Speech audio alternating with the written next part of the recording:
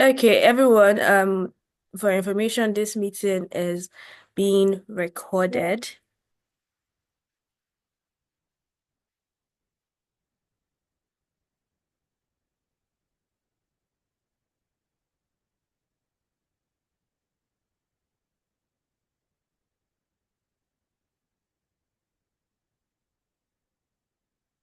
Okay. Hi, can everyone see me now?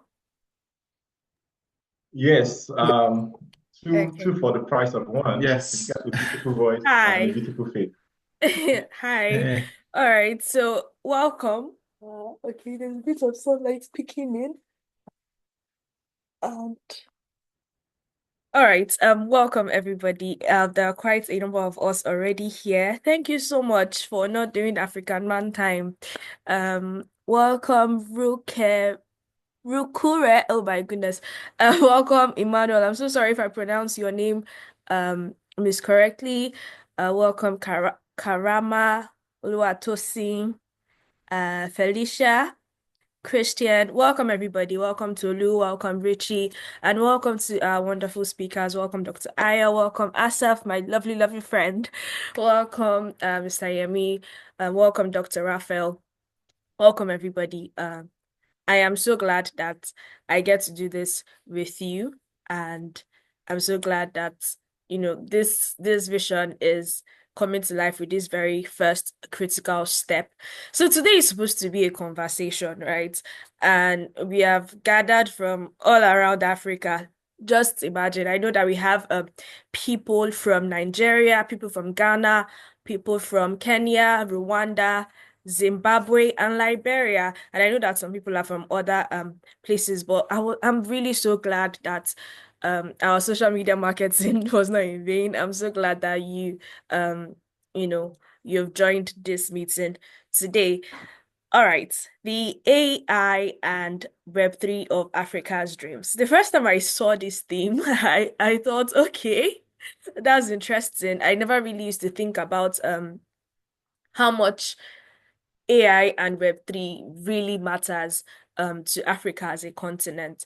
And lately I've been thinking about how important um I've been thinking more about the storytelling side of it, about how Africa has always been a continent of stories, right?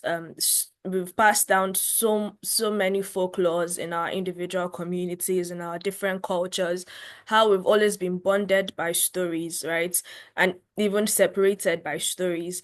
And I've been really thinking about how AI and Web3 can really change the world because we are heading into a new era, a new land. We are shifting to a new landscape, and we cannot afford to not use the tools that are available to us. And some of those tools currently are AI and Web3. And a lot might change in the next decade. A lot is already changing today, but the one thing that will never change for Africa is our bond through storytelling and how important storytelling would always be to us. And so, what we are trying to achieve, one of the many things we are trying to achieve is also being able to tell unique stories, innovative stories, uh, uh, uh, crafts narratives that can change the world for the next generation. And we are just going to use AI and Web3 for all of that. And that's just one of the many sides, one of the many aspects, one of the many phases that we as a continent has to go through by learning to integrate these things to our daily storytelling, to our daily building, to our enterprises, our economy, our families, our day to day. And interestingly, someone had even asked from the registration form how AI can help her cake business. And I was like, yes, great thinking, come and join. Listen to the conversation, but it's about how it can also help you as an individual and then reaching towards how it can help the entire continent. So sit tight. Like I said, what I've said is just one of the many aspects of our stories. So sit tight, listen as much as you can. Take down notes, write down questions. Yes, please, if you do have questions, drop it. Don't wait to the end of a session. Drop it in the meeting group chat. and then would make sure that we attend to as many questions as possible.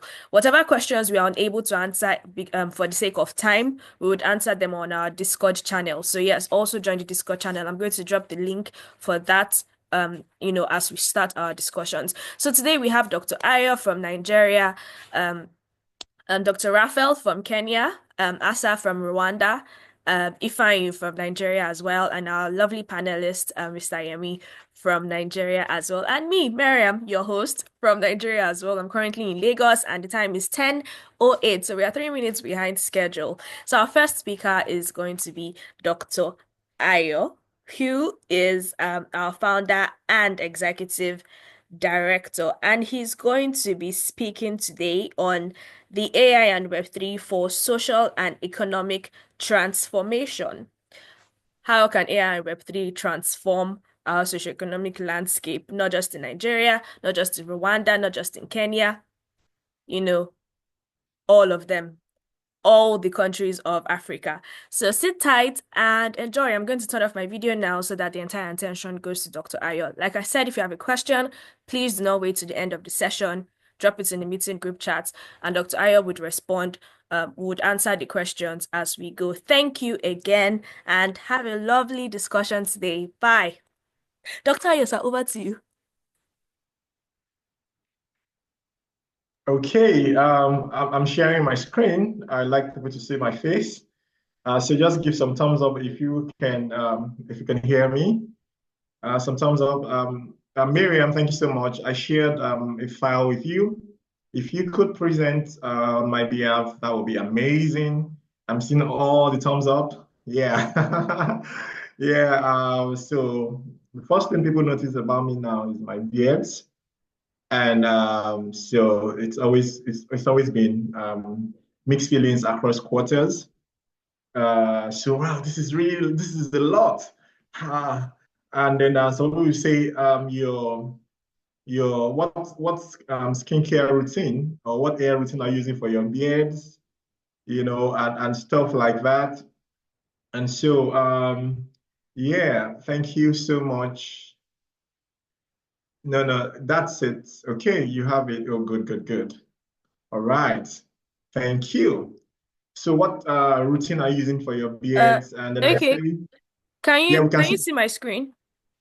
Can if you just go to, yeah, make it bigger or something like that. Yeah, but we can see your screen now. Thank Okay. you. All right. Brilliant. Yeah, so and then I say, well, I don't do much. I just let it grow and stuff like that. Well, that is not particularly totally true. I do a lot.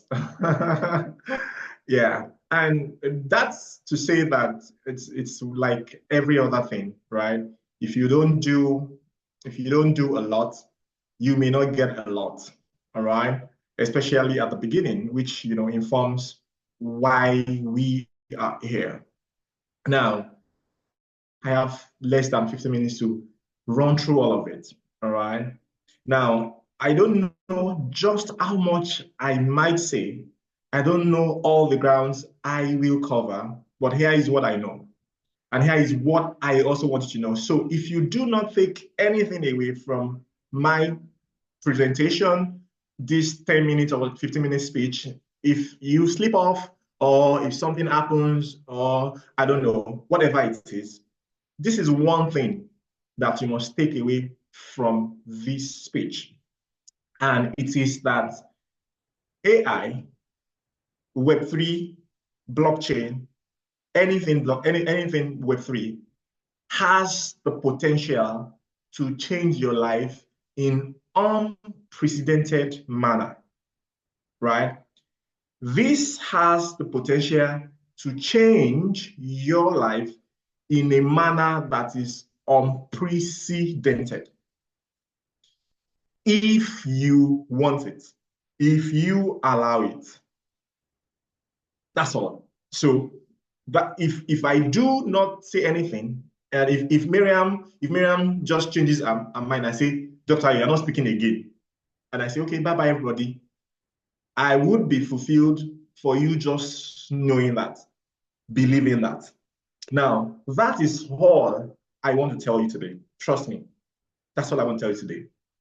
Now, the other speakers will now tell you how, what you can apply, how to start, what it means for you, why you should believe what I've said, and all of that. But I just have to get you to know that Web3 will change your life in a manner that is unprecedented. Now, fun fact about me, all right, fun fact. I have a 16 son, right? And right now, I know that I can make him a millionaire within a year. and and and it is because of what I know in Web3. That's all. So right now, I'm focusing on character development for him because I know just how much freedom and financial freedom um, options can mess with a mind that is not, solid. But every time I look at him, I smile. Sometimes he says, "Dad, why are you smiling?" I just say, "Oh, I'm just smiling because you're my son." The real truth is that I'm smiling because I know just what is possible. I know just what is possible. I know what is possible for him that was not possible for me when I was 16. I just know. And then I just smile. And sometimes I tell him, pay attention to the things I'm teaching you. Because the things I'm teaching right now, they are supposed to form the foundation of the things that I will expose you to. Be happy, be glad, be excited, be grateful that you have a dad like me. That's the story of a 16-year-old. It's not just because I'm his dad. If I was his dad 25 years ago, I may not look at him and smile. I may look at him and shake my head. What is the delineating factor? Web3. Web3. All right. That's first fun fact. Second fun fact, I have a mom who is 62 years old. Now, because she did not lie about her age, she's retired from civil service. Obviously, if you want to stay in civil service for long, you have to manipulate your age. So because she didn't do that, she's retired. She's still young. In fact, she's embarrassingly young. When I stand beside her, people think I'm a younger brother. And that's so embarrassing. So while she's retired, I know that I can help her make the kind of money that she has never made in her life. And so when I look at her, I say, okay, you want to go spend time in UK, you want to go spend time in Canada with your children, that's fine, go do that. When you are done touring the world and you are bored and you want to do something, holla at me. I got something that you are going to do that will make you the kind of money that you did not make in the 30 years of your active civil service, teaching chemistry, being head of department, being principal, and all of that. Yeah. Why? Is it just because I'm a son? No. It's not just because I'm a son. It's because I'm a son who also happens to understand the capabilities, the capacities, the sheer limitlessness of the opportunities in Web3. That's why. That's why. So if you call me today and you say, Dr. Ayo, speak to us about AI Web3 for socio-economic transformation. Oh my God. Where do I start from? Where do I start from? Please, you can move the slides around now. Thank you, Miriam. Where do I start from? I could tell you a lot of stories, but maybe you say, okay, because of this Web3 story, where do we start from? Consider AI as the brain, all right? Consider AI as, have you ever looked at yourself and thought, man, I'm so smart? Have you ever thought about that? Has it ever occurred to you that you just sit down one day and say, wow, Miriam, I'm so smart? Okay, now if you ever thought about yourself like that, then simply imagine your brain power. Imagine it a million times. Now, after you imagine it a million times, imagine that that thing is subservient to you. That thing listens to you. That thing wants to help you. That's AI. That's AI. Now imagine Web3 as a place where you have all the necessary power, opinion, where you have a voice, where you can decide what happens. For so long, you are used to people not listening to you because you don't have money. Or you are used to people not listening to you because you are not of a certain age. Or you are used to people not listening to you because you have not fulfilled a certain right. Well, I can show you what the future looks like with Web3, with a decentralized ecosystem, with what we're doing now. A farmer can have AI and use AI to forecast weather and never, ever be at the mercy of there's going to be a drought next month. I didn't know, or I didn't know that the rain was going to start early, and so I was not prepared. And can maximize yield, can predict yield, can, in fact, let me jump ahead of myself, can do way better than that.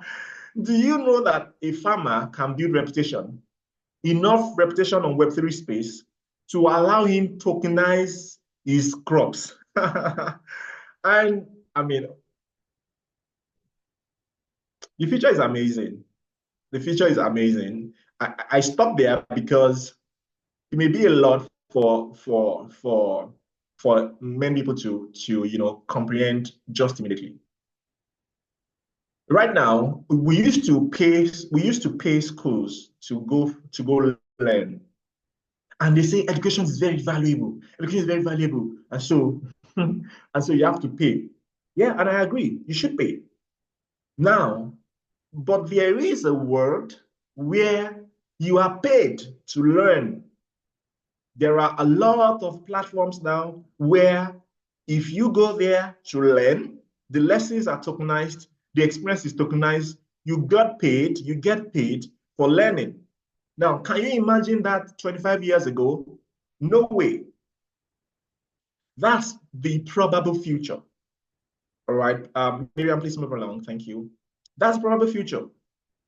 And the future is unfolding right here, right now.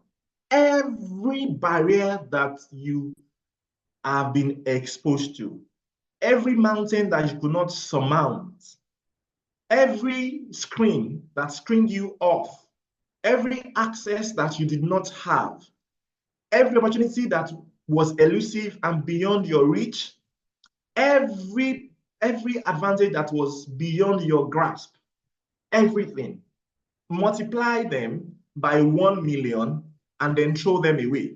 They do not exist anymore. Everything that you imagined, everything that you experienced, they are gone. Why? Web3 says so. AI says so. 1.4 billion people lacking access to banking, that's a thing of the past. If you are able to access the internet, you have accessed every other thing that you could possibly need. Why? Web3. Web3.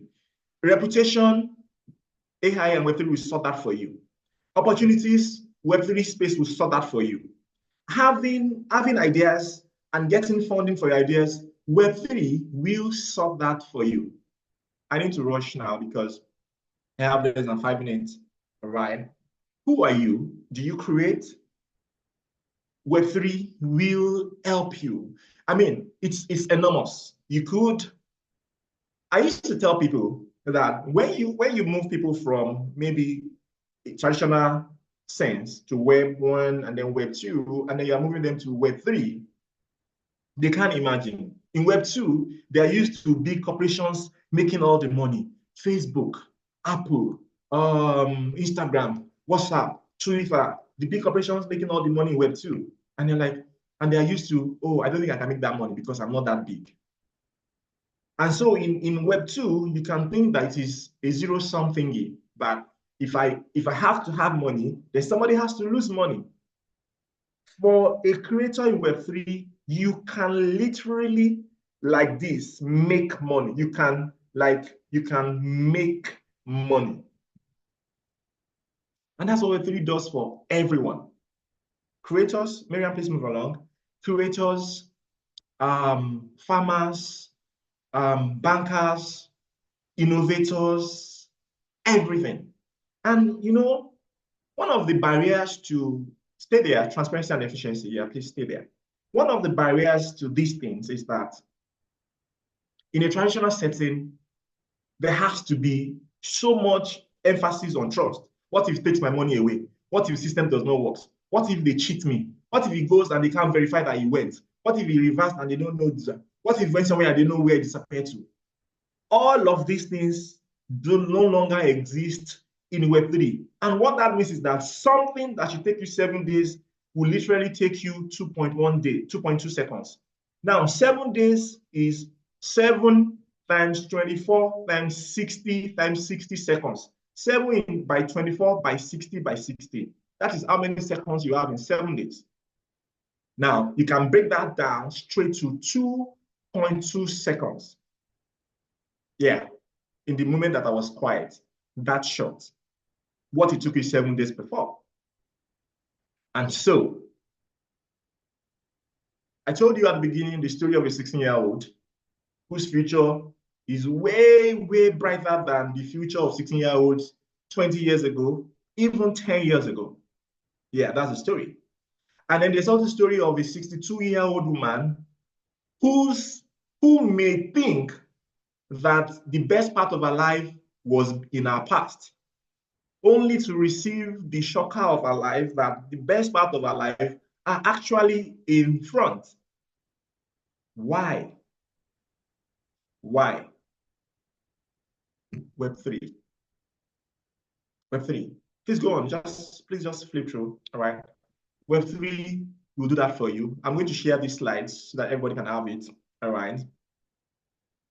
You are welcome to today's session. All right. The idea is that there is so much to do. There is so much. There's just so much.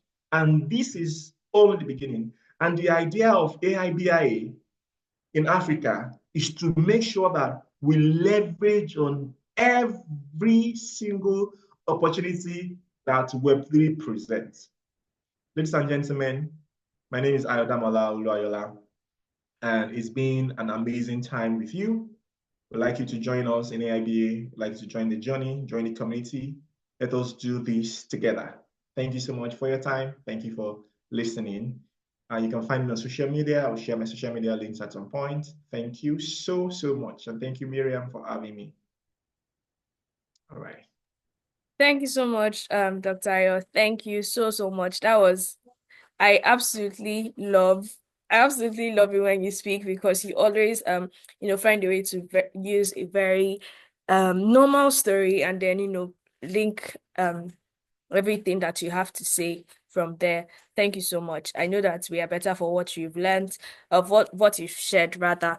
And yes, we'll be sharing the slides of all speakers on the Discord channel. So join the Discord channel and then you'd have access to the slides so that you are able to go through it over and over again and even use it for for your own personal research and studying. All right, so someone in the chat box was asking, as a finance and investment professional, how do I take advantage of Web3 for my business? All right. Olusola Adebayo, very, very good question. You see, how you can take advantage of Web3 for your business is in a lot of ways, a lot. Now, if you are a finance and investment professional, if what you do is to help people, if it is to give maybe financial advice, opportunities to people, then you want to be on Web3. You want to create your business as a DAO, a DAO, right? Decentralized autonomous organization. You want to see how to tokenize stuff, all right? You want to see how to create wealth for your clients. You want to make sure that the advices that you give your clients are future-proof. And so, to be honest with you, as a finance and investment professional, there's just so much that you can do.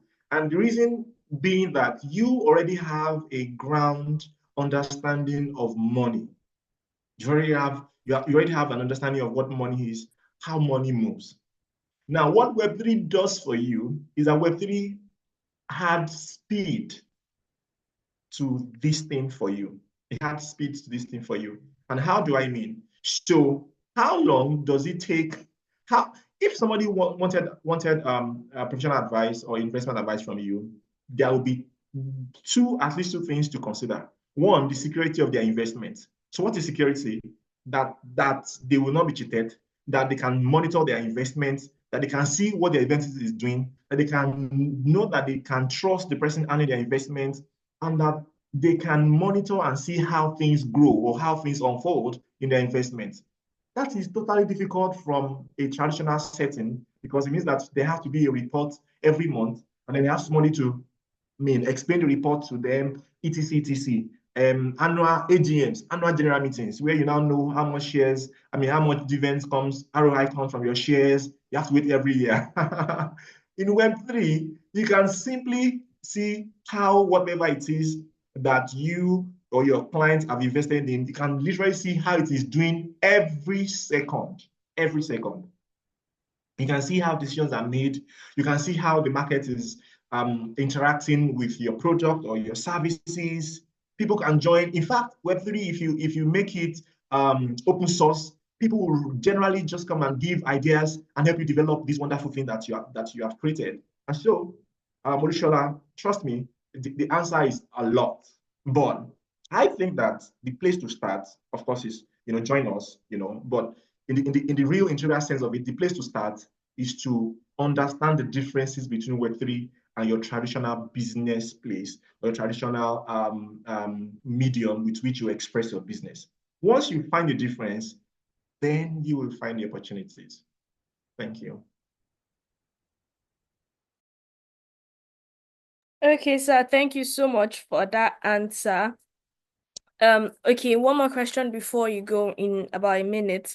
How can Gen AI, this is a question that was asked during the registrations, how can Gen AI be used towards enhancing African consumers' satisfaction, and how can it be used in the African market?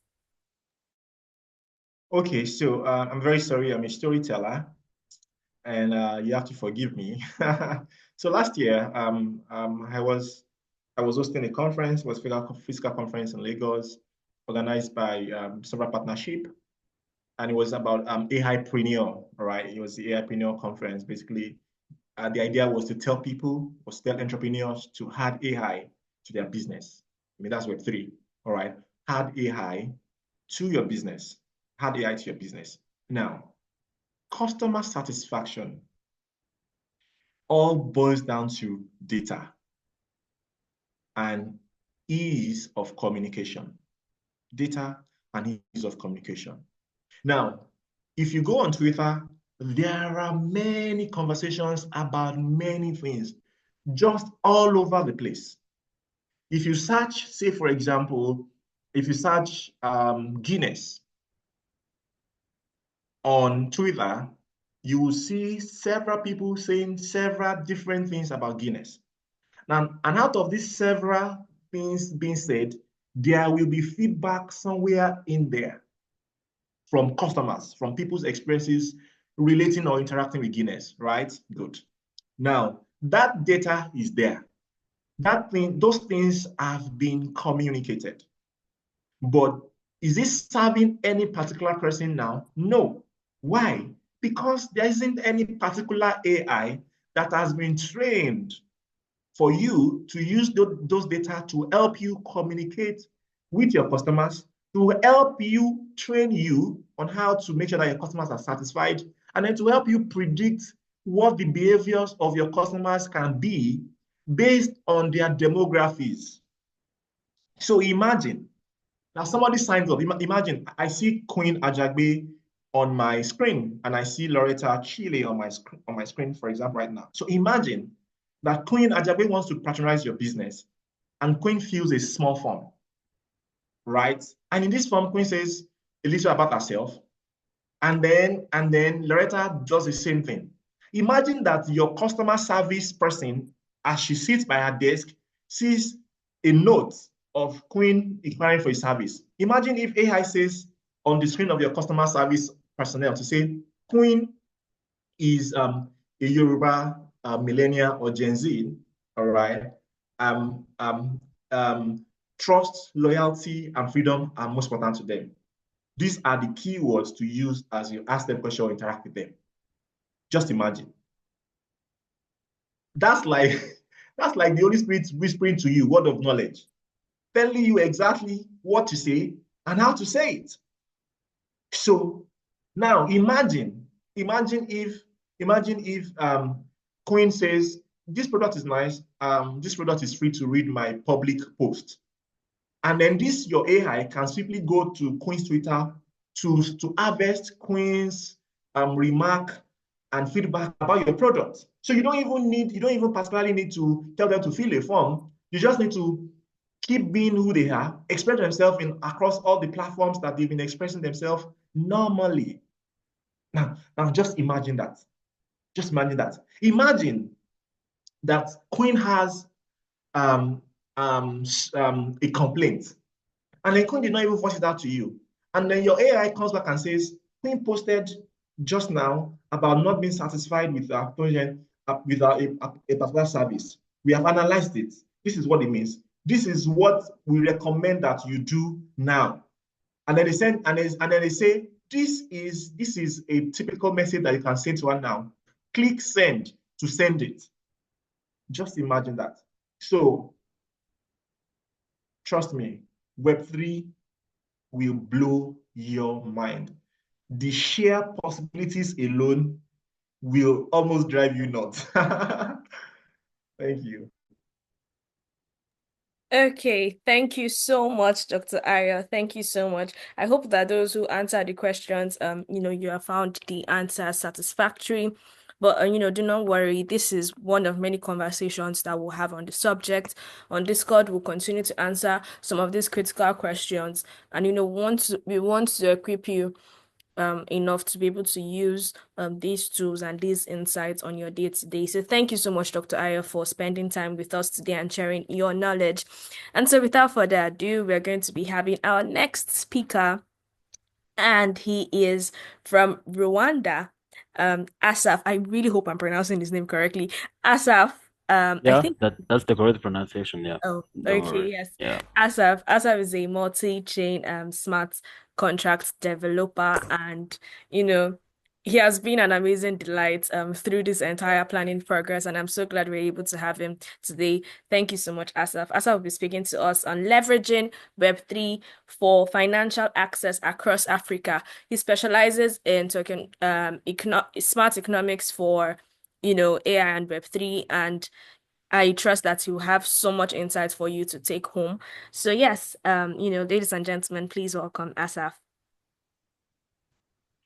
So the problem I have right now is that Dr. Ayo now just said everything I was about to say, but okay, maybe I still have more room for what to say. And okay, I'm seeing some questions, but maybe I'll answer them later. And let's wait for the slides from her. So okay, my name is Asaph, and that Kinyarwanda name they pronounce it as Cyusa. So if you know how they now they say Q, the normal pronunciation you say Q in the alphabet, so Cyusa would be good for you to pronounce my name, my Kinyarwanda name.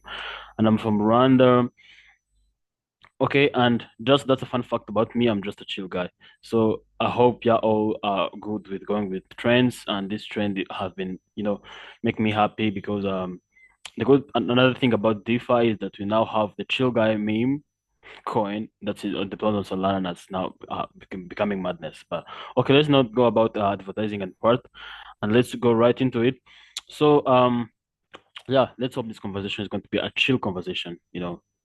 Let's feel free to talk about it later. So now I prefer to go on this second slide. Okay, I think Dr. Ayo have talked about that one, but yeah, I can also talk about a bit about it later. So Web3 or blockchain is, okay, go back behind. Okay, yeah, is a new iteration of the World Wide Web, which incorporates concepts as decentralization, blockchain technologies, and token-based economics. So that's an explanation from Wikipedia. So first of all, this Web3 thing comes after there have been 1 and 2. Okay, I could prefer you go, Mariam, you go on the second slide. Just say on the Web3 slide so that I can be talking about it. So this means that there have been two webs before. There was Web 1, and this Web 1 was maybe in around 2000s. It was just something like a read-only website. So it's just the way people interact with the internet with only read-only. So if you're not the developer of the site, you have no contribution on the internet except just reading. So let's now talk about these newspapers, but they don't have maybe comment sections. So you have no contribution. If you're not a developer, you have no contribution to the internet. So that's what Web 1.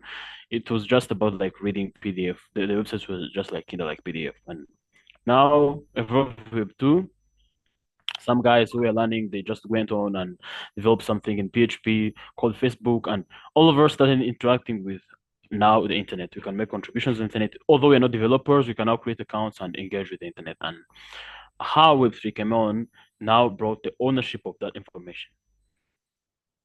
So you see, it's now the ownership.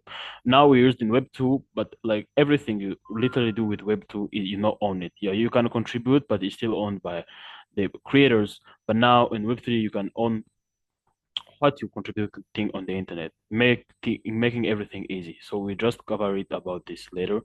But, and this decentralization just means that everything is not in the same place. So this just goes with transparency, and yeah, it's now like the blockchain technologies, because Web3 is different from blockchain. So the blockchain is also a concept of Web3, and it also helps us with those decentralization, token-based economics, and distributed ledger technologies, smart contracts, and everything that we're going to be covering today. So the next slide, please, so we can have an overview of what we're going to do. So what's the problem? We're going to try and see how Web3 is going to help us for more financial access. So the problem now is that the low bank account penetration. Many people are lower banked or debanked, not banked. Many of them in Africa. So people are not using the banks, and the real reason about this is because people are not. Let me say, creating bank accounts now is very difficult, because for you, if you're in a rural area, to create a bank account, you're going to need a physical bank. Now going to take a lot of process approving you, identification, and everything. So creating a bank and having access to bank service is difficult, because everything requires it to be done by the single entity. So if you cannot do it on your own and you depend on someone else to do it, so that means it's going to be difficult, and some people are not just going to leave it out. And we also have the predominantly cash-based economy. So in Africa, the statistics show that 90% of the transactions are in cash. So if 90% of transactions are in cash, what's going to happen if you want maybe to acquire something from abroad? So the process of converting your cash to internet cash and convert the currencies, that process is going to make it very, very expensive for you. We also have the high barriers to lending. So these enterprises do not have, these very high barriers to lending. I cannot even say this in common, you all know it. And okay, some things are getting repetitive, but limited access to bank accounts. So this makes it because local branches do not have capacity to do some many financial access services people need in some areas that are not in the cities, and the high interest rates for lending money and borrowing. So we're going to just see how Web3 solves this one. The next slide, please. Okay, Miriam, are you hearing me? I might be off. Okay, she can hear me. The next slide, you can just click there and it automatically goes in there. So the solution showcase, this is the solution. Centralization, smart contracts. That's in simple terms, that's a solution. Decentralization. What does decentralization means? I've been saying accessing, okay, yeah, stay on that page. I've been saying everything is difficult because we have to acquire everything into one place, into single entities. Now let's say we are getting I've been having an example of creating a bank account and using bank services. You have to go at the bank. You have to do everything at the bank. You deposit the documents, the signatures, and everything. You're just going to go to the bank. Taking the journey to go to the bank, doing all that just takes a full day. Some people are now getting discouraged about this, going to the bank every time for everything. So if it's getting decentralized, literally means that you can now do it. Many people can do it at the same time. You can do it on your own instead of taking a lot of time going to the bank to create the bank to access these financial services. You can now create your own wallet. You can create like something like your own bank, and you can do these financial services on your own. And what enables this? The second phase is smart contracts. So the smart contracts just take it as a self-executed code that does things when the conditions put by the developer are met. So that this means that if this thing is automated, the smart contracts are automated, means everything we do, we just have to read just a piece of code because it's trustless. We don't have to maybe see if it can scam us. We can read the smart contract and see if the conditions we want are met with that smart contract, and then we can create the bank, we can send the money, we can receive the money, we can do many financial services we want because of this smart contract, and we see many features of it later. And this decentralization, I want to give you a quick example. Many of you have saving groups. I don't know how you call them in many countries, but in Rwanda we usually do them a lot. Saving groups.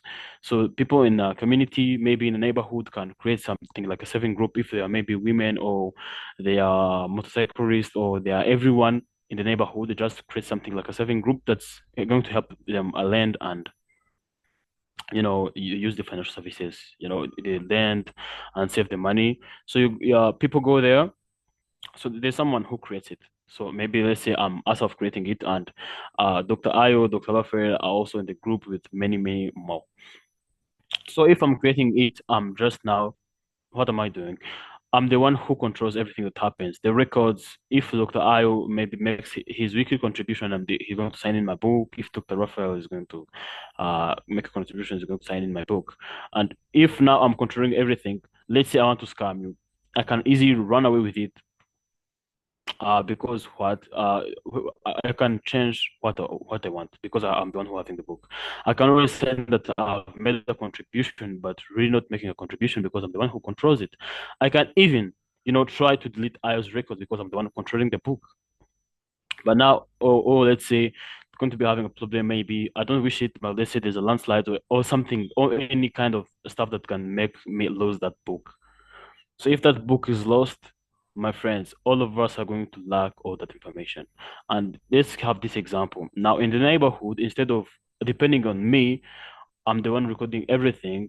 Now we buy more books. We buy duplicate books. We buy the books for Ayo. We buy the books for Dr. Raphael. We buy the other day. We buy the book for Yemi.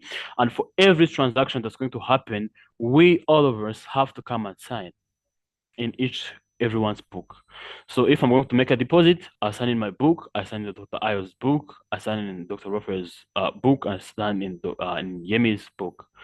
And okay, that's how it's going to be. If Dr. Ayo wants to make a deposit on my account, he's going to sign in my book. He signs his own book, in Raphael's book and Yemi's book. So if that's what we call decentralization. Now, everyone in the community have the copy of all the transactions of all the financial status of our saving group.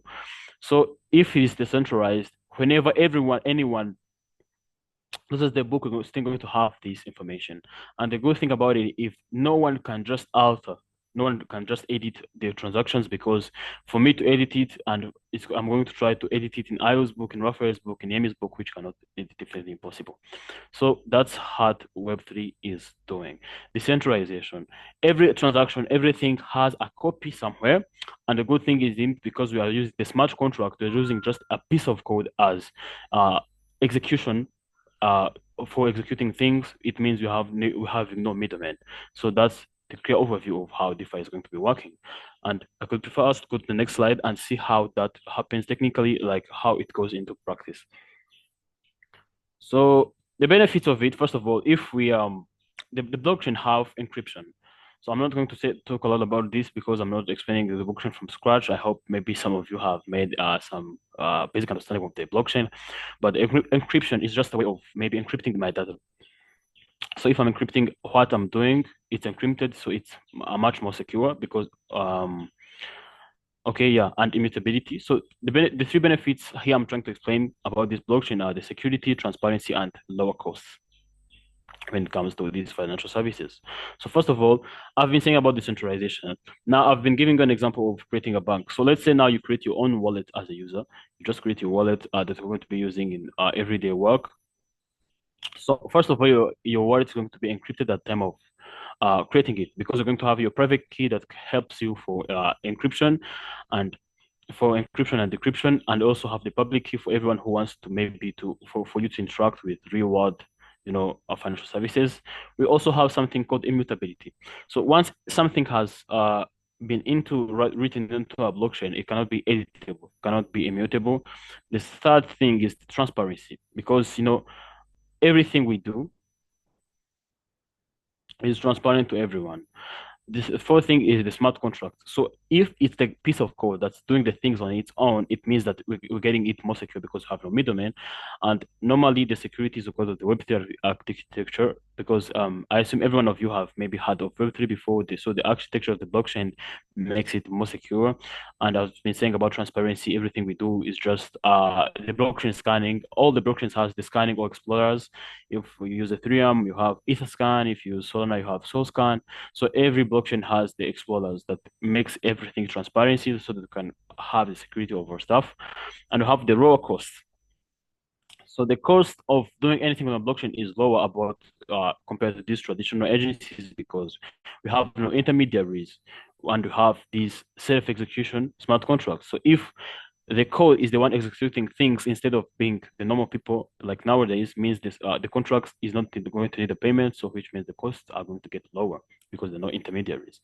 So that's how the benefits of the blockchain and how we're going to use it in DeFi. So we're going to maybe explore some use cases. If it's getting more complex now, don't worry. Let's go to the next slide and start breaking it down into the real use cases. So on there we land. I've been trying to explain before what blockchain is and what it does.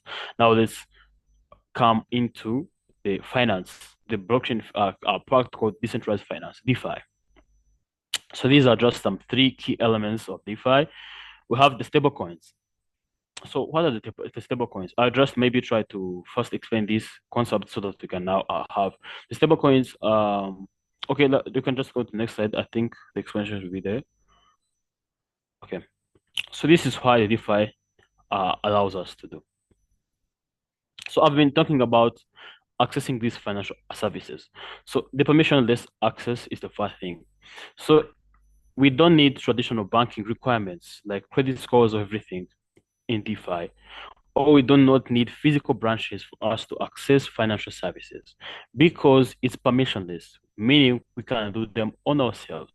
Instead of going to create a bank account that you're going to use in everyday activities, you need a physical reason, a physical branch, you're going to need a lot of documents, but now you can just one tap, create a wallet, create a crypto wallet, so you can that will help you in your financial services. You're just going to create it on your own.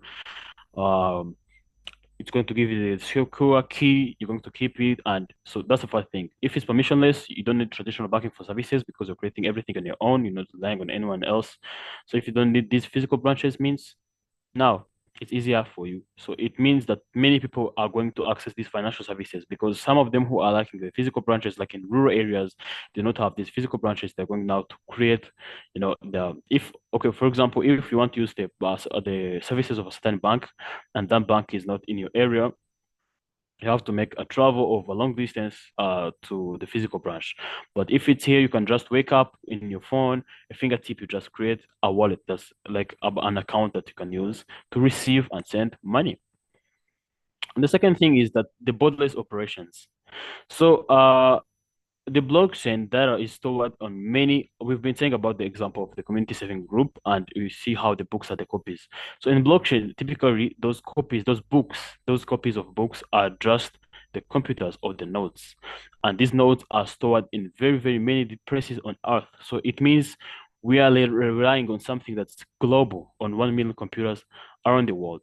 So it means if the one node is in Rwanda, another one is many countries, so it's accessible globally regardless of the operation, so the location. So you can access these operations cross-border because the blockchain is global, so you don't need regardless of location. For example, I don't know the banks you use, but in Rwanda you have several groups. Banks have Bank of Kigali, Equity Bank. I don't know if in Kenya they have it. We have I&M Bank and many banks. So if I'm creating account in one bank, and that bank, like for example, say Bank of Kigali, and it's not accessible in Nigeria, so it's going to take me a lot of process for me to try and send money somewhere in Nigeria.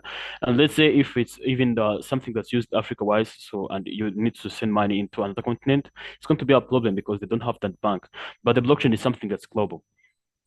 Wherever you are, you can access this. As you have said, everyone can create the blockchain, the wallet on his mobile phone at home. So it means that regardless of location, you're going to have the way to a wallet that's helping you, enabling you to make these transactions. And now I can send money to Canada. The people from Canada can send me money without using any intermediaries.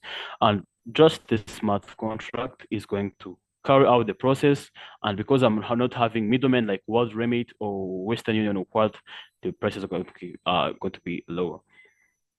And the transparency, because the transaction and smart contracts are visible on public ledgers, as I've been said. So accountability. So you're going to believe that this is going to be secure because of the transparency. And as I've been saying, the reduced cost because there are no intermediaries. The code, the piece of code is the one that does everything, means that the costs are going to be lower. And the programmable finance. So we can also change the conditions in our finance, which enables automation through these smart contracts, making services faster and more efficient. So, for example, we can make the smart contracts that maybe can let's say you're working for a remote company and so you're having a remote business or work or a remote saving group. So this is how you can leverage smart contracts. So we can instead of maybe creating a payroll and send the money one by one, making the cost high, so we can make an automation that says these are my wallets of my workers. Every worker in different kind of places create a wallet, and with smart contracts, I'm going to pay them every year. So it means it's automated because the piece of code we see that maybe depending on the burst, if this date reaches, so the automation comes, you're going to get your payment without having a lot of stress if you're working remotely, if your bank does not support IBAN or everything. So the smart contracts is you're just going to create a wallet at the fingertip, and the smart contracts will make services faster and more efficient. So go to the next slide. Okay. This is how DeFi is going to change the financial access. So first of all, I've been saying about the wallet. It's going to bank the unbanked. So it's going to provide the financial services to individuals without access to traditional banking because you just need an internet access and you can create a crypto wallet at your own. And we've been saying this. The second thing, a barrier, because many people who are unbanked, they also have the problem. For example, if you want to send money, in my country, let's go in my country, inside my country. So if I want to send 100 Rwandan francs, I must pay a fee of 20 Rwandan francs. You hear that rate? 20%. So let's change it to dollars. Imagine if you want to send someone $100 and you have to pay $20 as a service fee. So that happens from 100 to 1,000. So when you get from 1,000 and beyond Rwandan francs to send the money, you're going to have to pay 100 Rwandan franc. Maybe because it's in our currency, it does not is not reflecting maybe as much, but that's pretty much because if I'm going to send over 1,000 and pay 100, imagine if we're going to send 1,000 to someone dollars and you're going to pay $100. So that's a lot. And now let's not talk about what when you're trying to send money over the world. You want to send money, maybe someone from Canada or from US or from UK is going to send you the money through a lot of intermediaries. It's going maybe to use the words remit. I don't know what method you're going to use for the money to reach on you. It's going to take a lot of intermediaries, a lot of verifications, and the prices keep getting higher. But as we've said, the blockchain is global. Everyone can create a wallet. So, and this wallet have the smart contracts that helps you eliminate the middleman, and you can resend, receive monies, make lending, everything payments with lower transaction costs because there's not a lot of verifications. We're going to see some example that makes this possible for payments, for inside payments and the global payments.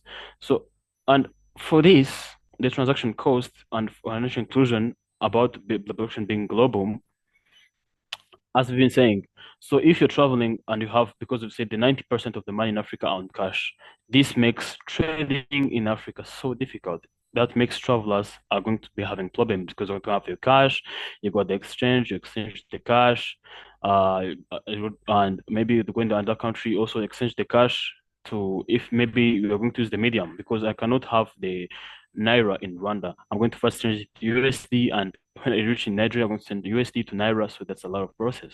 Now, let's say in blockchain, because it's global, I'm creating my own wallet, and my own wallet is now I'm going to be using. I'll create it just it at home, and that wallet at home I just created on my fingertip. I'm going to take it to Nigeria and pay for things without having to exchange any currency.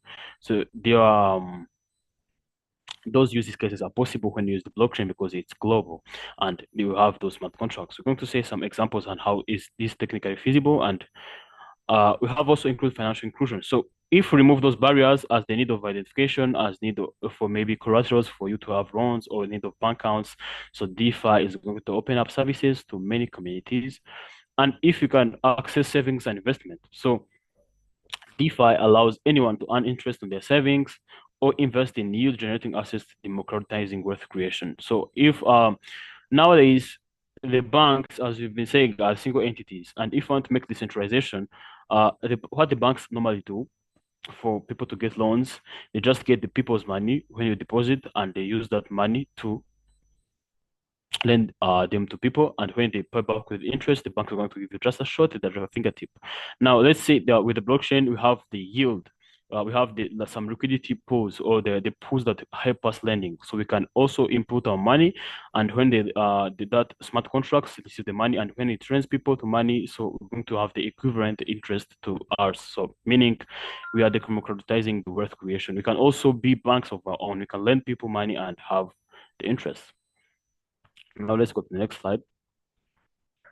And if Marian can hear me, can now go on to the next slide. So, okay, yeah, that's it. So I'm going to just introduce you to potential use cases. Now, allow me to share my screen. Thank you, Mariam. I'll share my screen and go to Q&A. You can turn off your screen, and I'm going to introduce you to some use cases, the potential use cases that are there. The potential use cases that are already there, we have now. First of all, I guess some of you have heard about of stable coins. So the stable coins are just the stable coins are the coins that are backed with the currency. So if we make maybe the Naira stable coin, it means one stable coin in Naira is equivalent to 1 Naira in real life. And blockchain have this what we call mint and bond. So it makes this money are backed 100% by the real money in the real bank. So if we have maybe 1,000 Naira, it means that it's approved that you have 1,000 Naira in the real bank. So that's how stablecoin actually works. And these coins can help us, can enable us to make cross-border payments because, okay, I can share my screen now. Let me try to share my screen real quick and see how this is working nowadays. Okay. It's just Okay, just one use case, one example I'm going to share with you is about this one. So this is what currently being built in Africa. So this is just what we call the Kotani Pay, and it's cash in and cash out. So this Kotani Pay is a project built on the blockchain and can help enable people. It's built in Kenya, in Raphael's country, and this use case help people, accept and receive payments within any currency because it can automatically change the currency.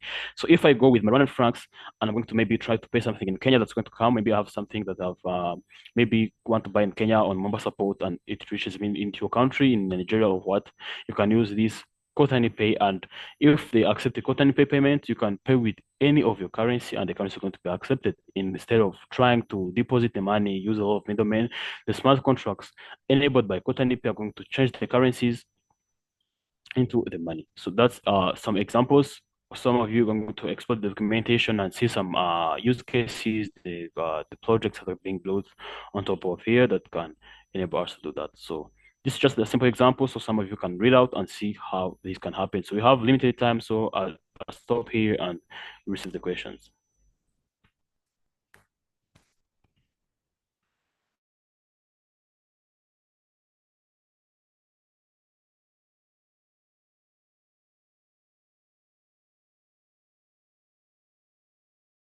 Okay, I'm trying to check out if we have some questions in the chat. Yes, we do. So someone was asking, show us practical examples of using Web3 and AI for business solutions, but I think you just already covered that. So yeah, I did cover that. You can check about this Web3. Maybe on AI, you're going to have covered it later, but that use case just shows how you can accept cross-border payments with a cheap fee using the smart contracts.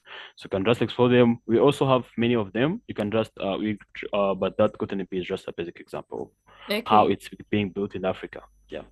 All right. Another question is, does the Kotani Pay integrate WooCommerce? WooCommerce. So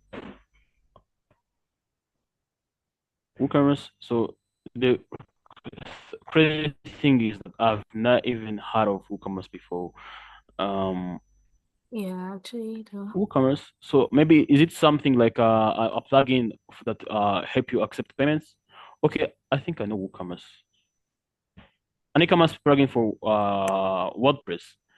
So let me show you how this Kotani Pay does not exactly interfere with this Stripe or WooCommerce or what, or these kind of intermediaries of payments. It's just a new payment method that's different with these existing payments methods.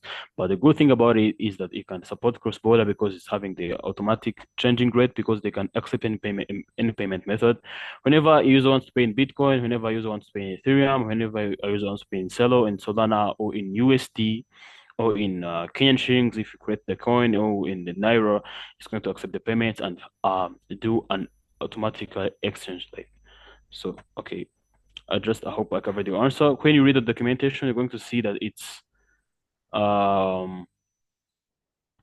that it's just another payment method, just like how Stripe works, like how that WooCommerce may work. Okay.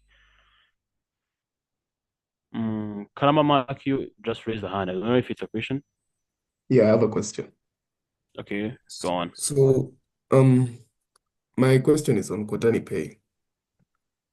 Does it allow, like, I'm in Kenya right now, so I can use Kenyan shillings to buy digital assets?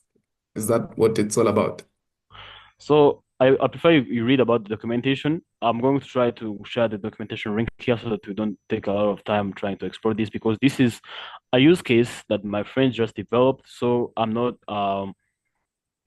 it would take a lot of time trying to explain how it works. So I'm Okay. going to just share the link so that you guys can read the documentation.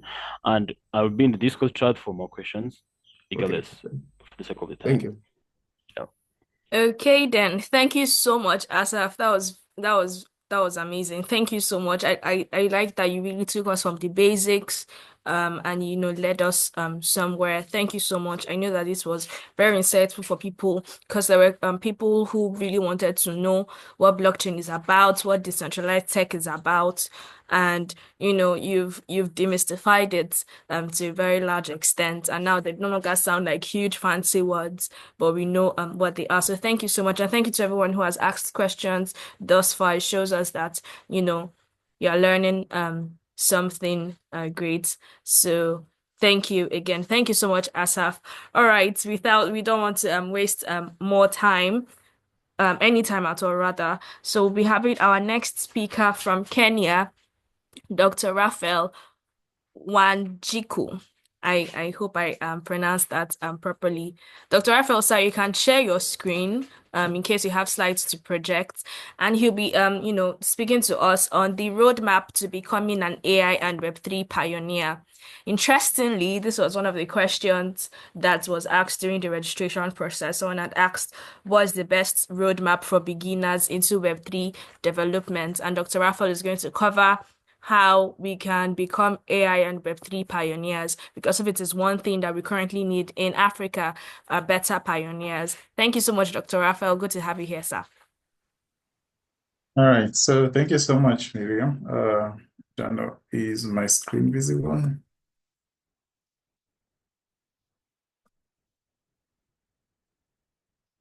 Hello, is my screen visible?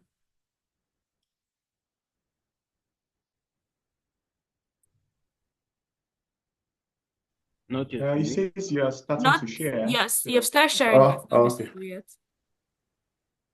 All right, so just a minute. All right, so as I wait for the screen to share, yes, my name is teaching faculty at Oxford University. Thank you so much, Amy, for the invitation and your team. And again, thanks, Miriam, for the wonderful prep that you have taken us through to having this possible. Yes, and today I'd just like us to talk about right now in the age of generative AI, everyone is thinking, generative AI is as Africa, how do we proceed on? Just let me know if the screen is visible. Yes, it Is is. it visible now? Yes, and yes, I was talking about generative AI. This is where we are. Everyone is talking about it, and some people are wondering, is this where AI takes over? Where do we head from this? And as Africa, I'm really excited that we are having such conversations. Thank you, Yemi. I think this is an amazing job, and I hope we can have many forums where we talk about these emerging technologies.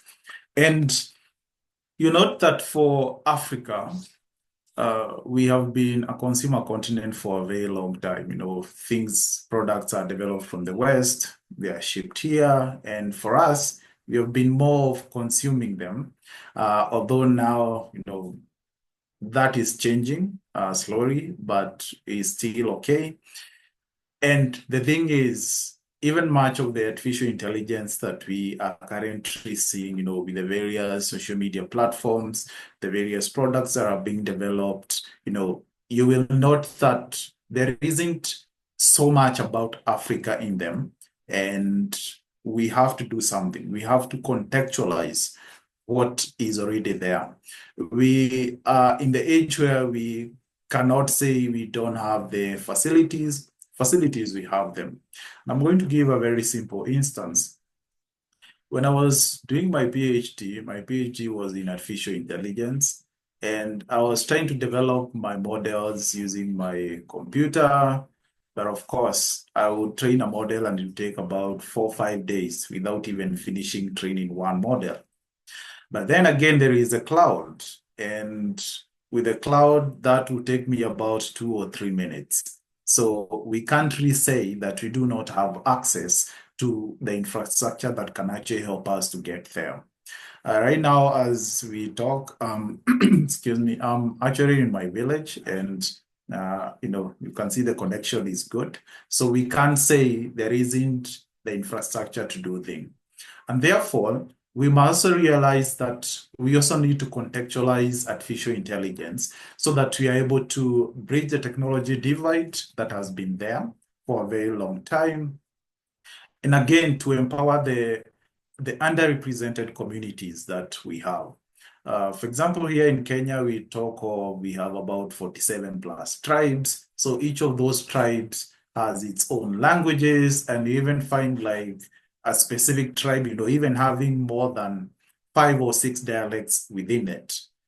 Yet, there isn't so much of AI that is able to speak to them. We have been shown that AI, Siri can only understand in English. Why can Siri understand in Swahili? Why can Siri understand in Yoruba? This is where we need to get to if we are going to reap the maximum benefits out of artificial intelligence. And therefore, we'll need to leverage on the networks that we have, the partnerships that are there. Currently, many governments are advocating for public-private partnerships. Those have to be developed if we are going to foster cross-continental partnerships. And if you look at the various use cases of artificial intelligence all over the world, you will note some countries have really made, serious strides on how to use artificial intelligence. If you look like a country like India, they are already using drones to do their precision farming. Of course, again, integrating that with IoT. If you look at China, yes, the West is developing, the Chat GPT with the OpenAI, the Gemini with Google, but they have also developed their own in their own language. If you look at a country like Japan and you look at the softwares that they actually develop, they are softwares that are integrated into their own culture. And the reasoning is if we are to develop or if they are to develop products that understand and integrate their culture, then they can be able to address the challenges that faces the specific communities. If you look at what Latin America is actually doing right now, they're using health AI models to address the challenges within their region. As Africa, what are we doing to address the challenges that are within our region? I was actually impressed a few days ago watching CNN and is a use case of a startup company, an AI startup company in Nairobi, that is actually using IoT and artificial intelligence with a grant from Microsoft to be able to understand the quality of air within Nairobi. And the reasoning was, yes, we are saying we have a polluted environment, polluted weather, but how far has this been polluted? So we need to get that point to the point where we can say we understand that our pollution is at 20% on a specific index globally. Sometimes back, I was again watching some news from India. I don't know whether you saw this. Their city, I think it was New Delhi, where schools, were just closed because of the air pollution. So these are things that are affecting specific communities within their own range. If you look at, we have been talking about climate change, and many of us, as we are growing up in primary school, high school, it was just a term, climate change. But I think right now, if you ask someone, I could see Willis Ochola is in, and anyone from Kenya, I think right now the effects of global warming are actually real. It's no longer a term that was so hypothetical. Farmers no longer depend on the rains, and if you depend on the rains, then chances are you may not get the yield that you're looking for. And therefore, we have to think what can actually work for us. And therefore, if you look at the various languages that we have, what can we do about it? As I said, we have been consumers of these products, and therefore the tools that we can use have been lacking, tools that actually address us. As I teach in my classes, one of the many things that comes up is, students telling me that the AI was biased when they were submitting the work. And of course, in some instances, you can see there was lots of bias. And this biasness is as a result of the data that was actually used in training the model. Thank you, Anne, for joining. At least I can relate with Anne Joki from Kenya. And therefore, we have many languages that are underrepresented. Yes, there is English. But if you go to a country like China, is it the official language? I know many of the Western African countries, they speak in French. But if you come to Kenya, is French our official language? No. So we have to get to a point whereby we are able to contextualize artificial intelligence within our own region. And about a month ago, I have a cousin in the United States. She's just 14 years old, and she's actually developing an AI product. And she told me, I want to develop an AI product to help my brother who is, suffering from cerebral palsy, and actually that got me challenged, that we have children within that age in those countries who are able to contextualize, the use of AI to meet those specific needs. But what are we doing within our African context? Cool. We're still using ChatGPT to do what we need it to do. I know many people are using the ChatGPT. Are we developing our own models with our own data to address the problems that we are having within our communities? So this is something that we need to talk about. And we need to talk about it through these forums, educating other people so that we can draw the inspiration, that we are seeing from many places around the globe. As a case that I just mentioned about China. And I think the Chinese, and the reason why they have moved their technology, and actually, became a very big economy, is because they have owned up the products, the technologies, they want to own them.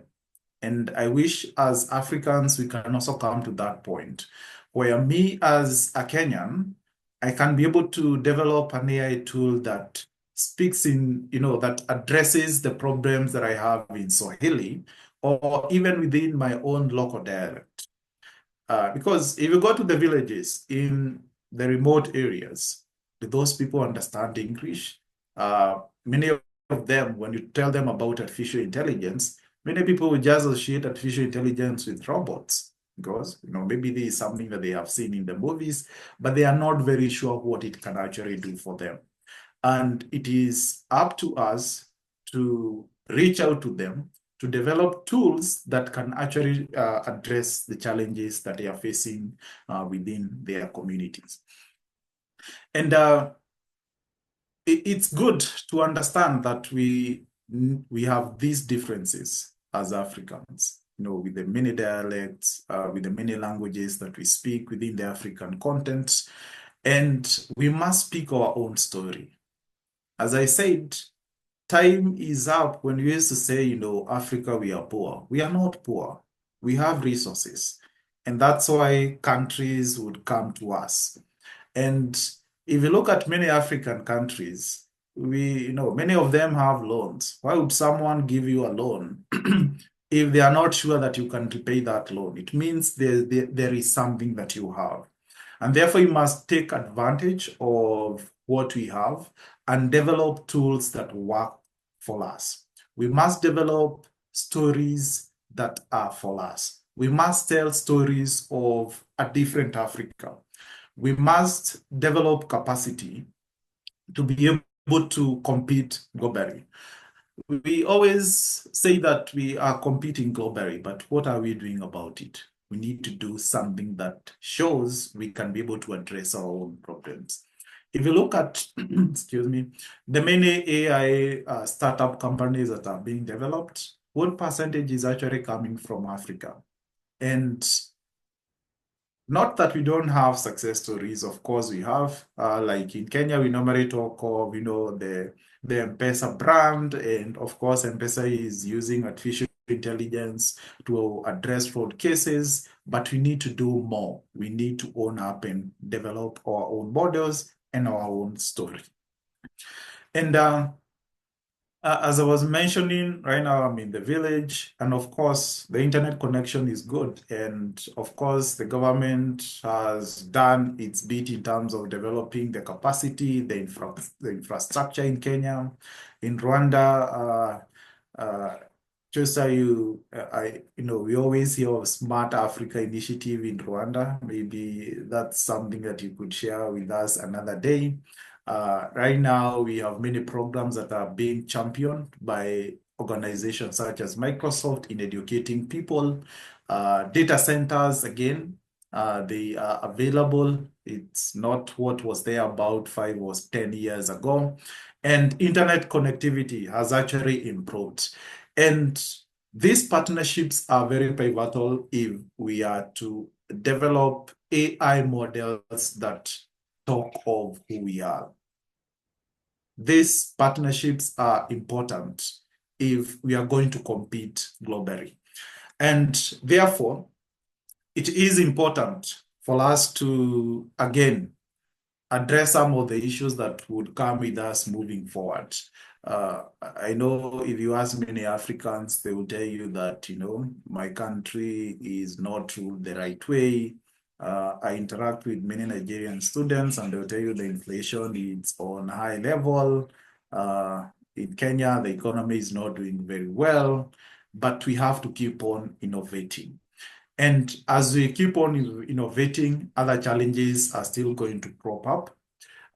As I mentioned, things to do with bias, things to do with data privacy. And I'm actually happy that many African countries have developed, data protection laws. And thanks to countries like the European Union with coming up with the GDPR, with the US coming up with the HIPAA. But again, we also need to develop laws and regulations that actually work for us. And it's for us to own our story. If we are going to foster innovation, if we are going to challenge the people in the villages, if we are going to challenge the farmers in the fields to see the importance of AI, then we must champion these policies that work for us. And we have already some success stories in Africa. I just mentioned the case of, air quality monitoring that I saw in Nairobi. We have farmers in countries like Tunisia, using AI to do precision farming. We have many cases that are happening all over this continent, and we must champion them. We must speak of these stories because they speak for all of us. If your story is told out there, you feel that you'd want to do more. If someone hears your story, they will also want to develop their own stories in order to make this country or this continent a competitive continent. And therefore, as we think about these artificial intelligence products that are being developed, we need to chart a way forward, and we must think of the policies. I just mentioned about the various laws that are being enacted in various countries. We need to do more. We need to ensure that we have policies that work for us. Government should be able to help us in implement these frameworks. And we are the people, we are the government. So we are the people to champion this. Today we are in this forum. Maybe in the coming month, Yemi, someone from the government will reach out to you and tell you, we saw you are doing something good, would you help us with, an expert, or come on board and help us in developing these regulations. And we cannot come to the table if we are not, actually present to be on that table. And that's why I said this is a very good forum that will help us, champion the things that we want to develop using artificial intelligence. And we also need to do the investment. As I said, investments have already been made, infrastructure has already been made. And again, still more needs to be done for us to be able to do more, but we cannot stop. We need to continue working with what we have, even as many companies again still join us. Again, the aspect of collaborations and opportunities, communities need to collaborate more with the governments. We need to build up the local expertise. And for example, here in Kenya and maybe in Nairobi and many other cities, you'll find, tech communities. And these are the avenues that will drive change. These are the avenues that will foster new growth in terms of ensuring artificial intelligence has developed products and services that work for us. I was asking a group of developers where we think AI will, replace them or not. And, the answer was, it will not, it will. And after looking at this space for the last 2 years with generative AI, I think someone who said no probably that has changed a little. And where we are headed to is an artificial intelligence that will require of us to give it guidance on what we want, on the products and the services that we are actually looking for. And therefore, roles will actually change. Today, you might be a banker. Tomorrow, you might be a support banker, because the AI will have known exactly what needs to be done to do most of the things that you actually do. And therefore, we need to build on these communities, engage within the communities, so that we can, all of us, gain from the benefits of artificial intelligence. And whether we like it or not, and I would say whether we like it or not, AI is going to change lots of things.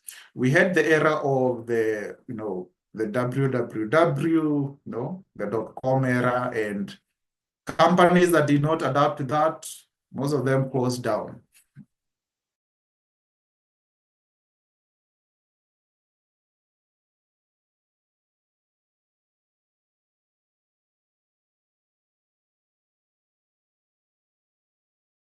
And you all know what happened to the Nokia story. Of course, they are coming up again, but all that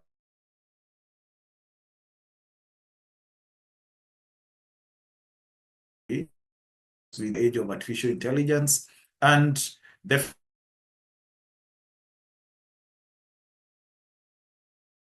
more, understanding the patterns. We are now heading into the age of personalized artificial intelligence, where you get into an office Monday to Friday, the AI will have learned all the patterns of what you do. And maybe the coming week, the AI can do 70 or 80% of the tasks that you actually do. So the AI will be able to book holidays for you, to be able to do so much for you based on actually what you have been doing. And therefore, we need to focus on the local solution, what can actually work for us. And as Africa, we have the potential. It's, as I said, we are not in the age where we need to talk about how poor Africa is. We are a rich continent, and our voices and values must be heard. And the reason why we need to contextualize within our African context is we still hold our culture very dear, and therefore our values, we can still work them out with our own African solutions that use artificial intelligence. The policymakers, the developers out there, the entrepreneurs, we must all come together and shape the future of Africa.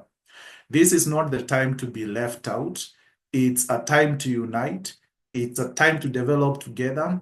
It's a time to put our differences aside and work together for a common goal and compete against the other regions in the world. And I would say, even I talk about the word compete, is actually developing our continent so that we can be seen, we can be heard, and we can be respected. And I think those would be my concluding words, and I'm open for questions. Thank you so much for making the time to join.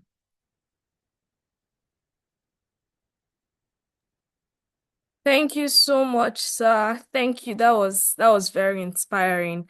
That was so very inspiring. Thank you so much, sir. Thank you for your time. Thank you for sharing with us your knowledge. Thank you so much, sir. All right, so questions. Someone is asking, is there any Web3 loop between these value chains? And how best do I leverage AI and Web3 skills within my combined sectors? So the person has a primary degree in gas and petroleum engineering, but currently is working in maritime logistics and running an MBA in sustainability. So the person wants to know how all of these connect with a Web3 loop, and how she can leverage AI and Web3 skills within these sectors. All right, so I'll give a very simple case scenario, and I'll talk about the Internet of Things. So maybe we know what it is, or maybe you've used the Internet of Things devices. If you have a smartwatch, has that capability of Internet of Things, is able to connect with the other devices. And for example, if you have a heart monitor, and that heart monitor, of course, is on your wrist, it's actually able to collect data from you. And after it has collected that data, we all know that artificial intelligence, thrives on data, and it will actually be able to detect patterns from that data. So you have the IoT, it's able to collect the data from you. Then artificial intelligence can actually be able to use that data. If you are to look at, the blockchain, and how that again would leverage on artificial intelligence, you have the smart contracts, again, there are decisions to be made. AI again is able to help in that process. So you find that you have these many technologies, but at the end of the day, they are able to supply each of the other technologies within the Web3 to do a specific function in order to give you quality product or even a service that you actually need. And therefore, one of the things that really emphasizing on as we move forward as the African continent is to be able to learn as much as you can. Yes, learn as much as you can. Don't just stay there and feel as if, this thing, the AI will not touch me. Trust you, it will touch you. And yeah, since last year, where I work at Oxford University, we have been actually using artificial intelligence to develop our curriculum.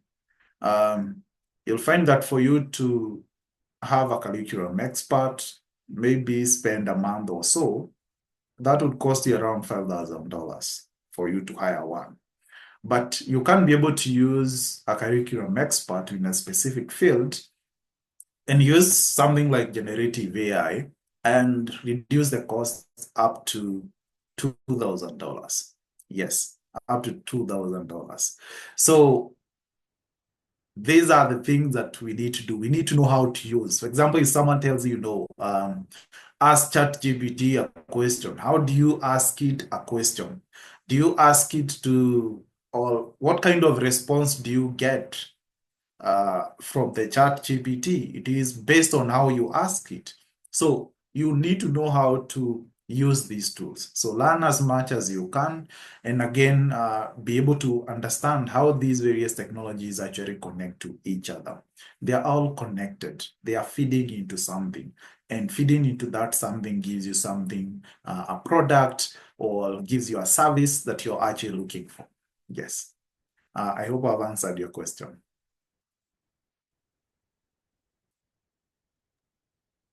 All right. Thank you so much. Thank you so much, sir. All right, I think there's another question here. Oh, yes, someone is asking, how ready do you think Kenya is for AI, and are we doing enough? I think we are ready. And Africa, as I said, we need to move from that part of maybe we are not ready, maybe we are ready. We are ready. And there is maybe one thing that we are suffering from is the aspect of data. As Africa, we have not had the culture of having very organized data, which feeds into artificial intelligence. And for you to train a model from scratch, it would definitely need a lot of data, and that's something that you're suffering from. If I don't know when you realized, there are computer systems, a company can use systems. No, I would say we are still very young adults into the use of systems, but you are getting there. But if you look at the countries in the West, they have had these systems for a very long time. So their data quality has matured over time. And that's why they are ahead of us in terms of using the data. But even with the data, the little data that we have, we can still develop solutions that work for us.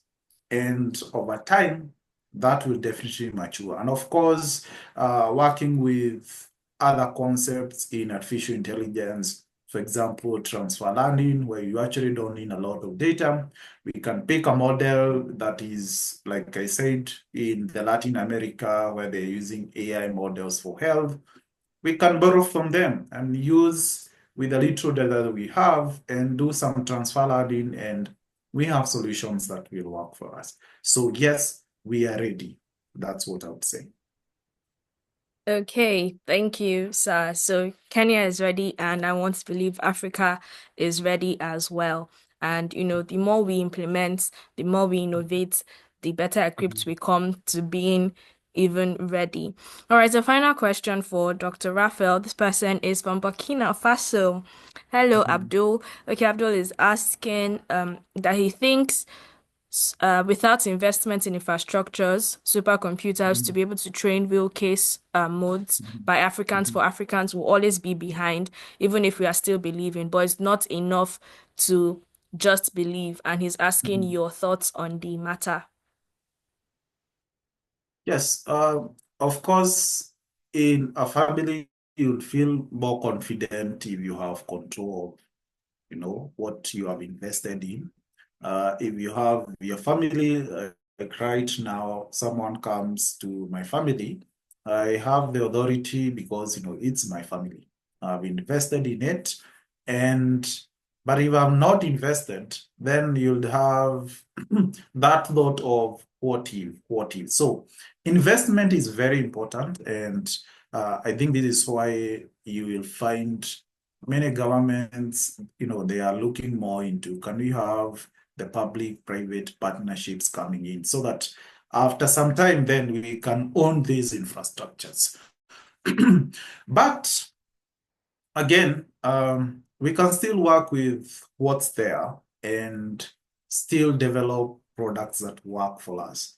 As I said, or as I gave that case scenario where I was training a model for 5 days, but that would take about 2 or 3 minutes with a cloud infrastructure.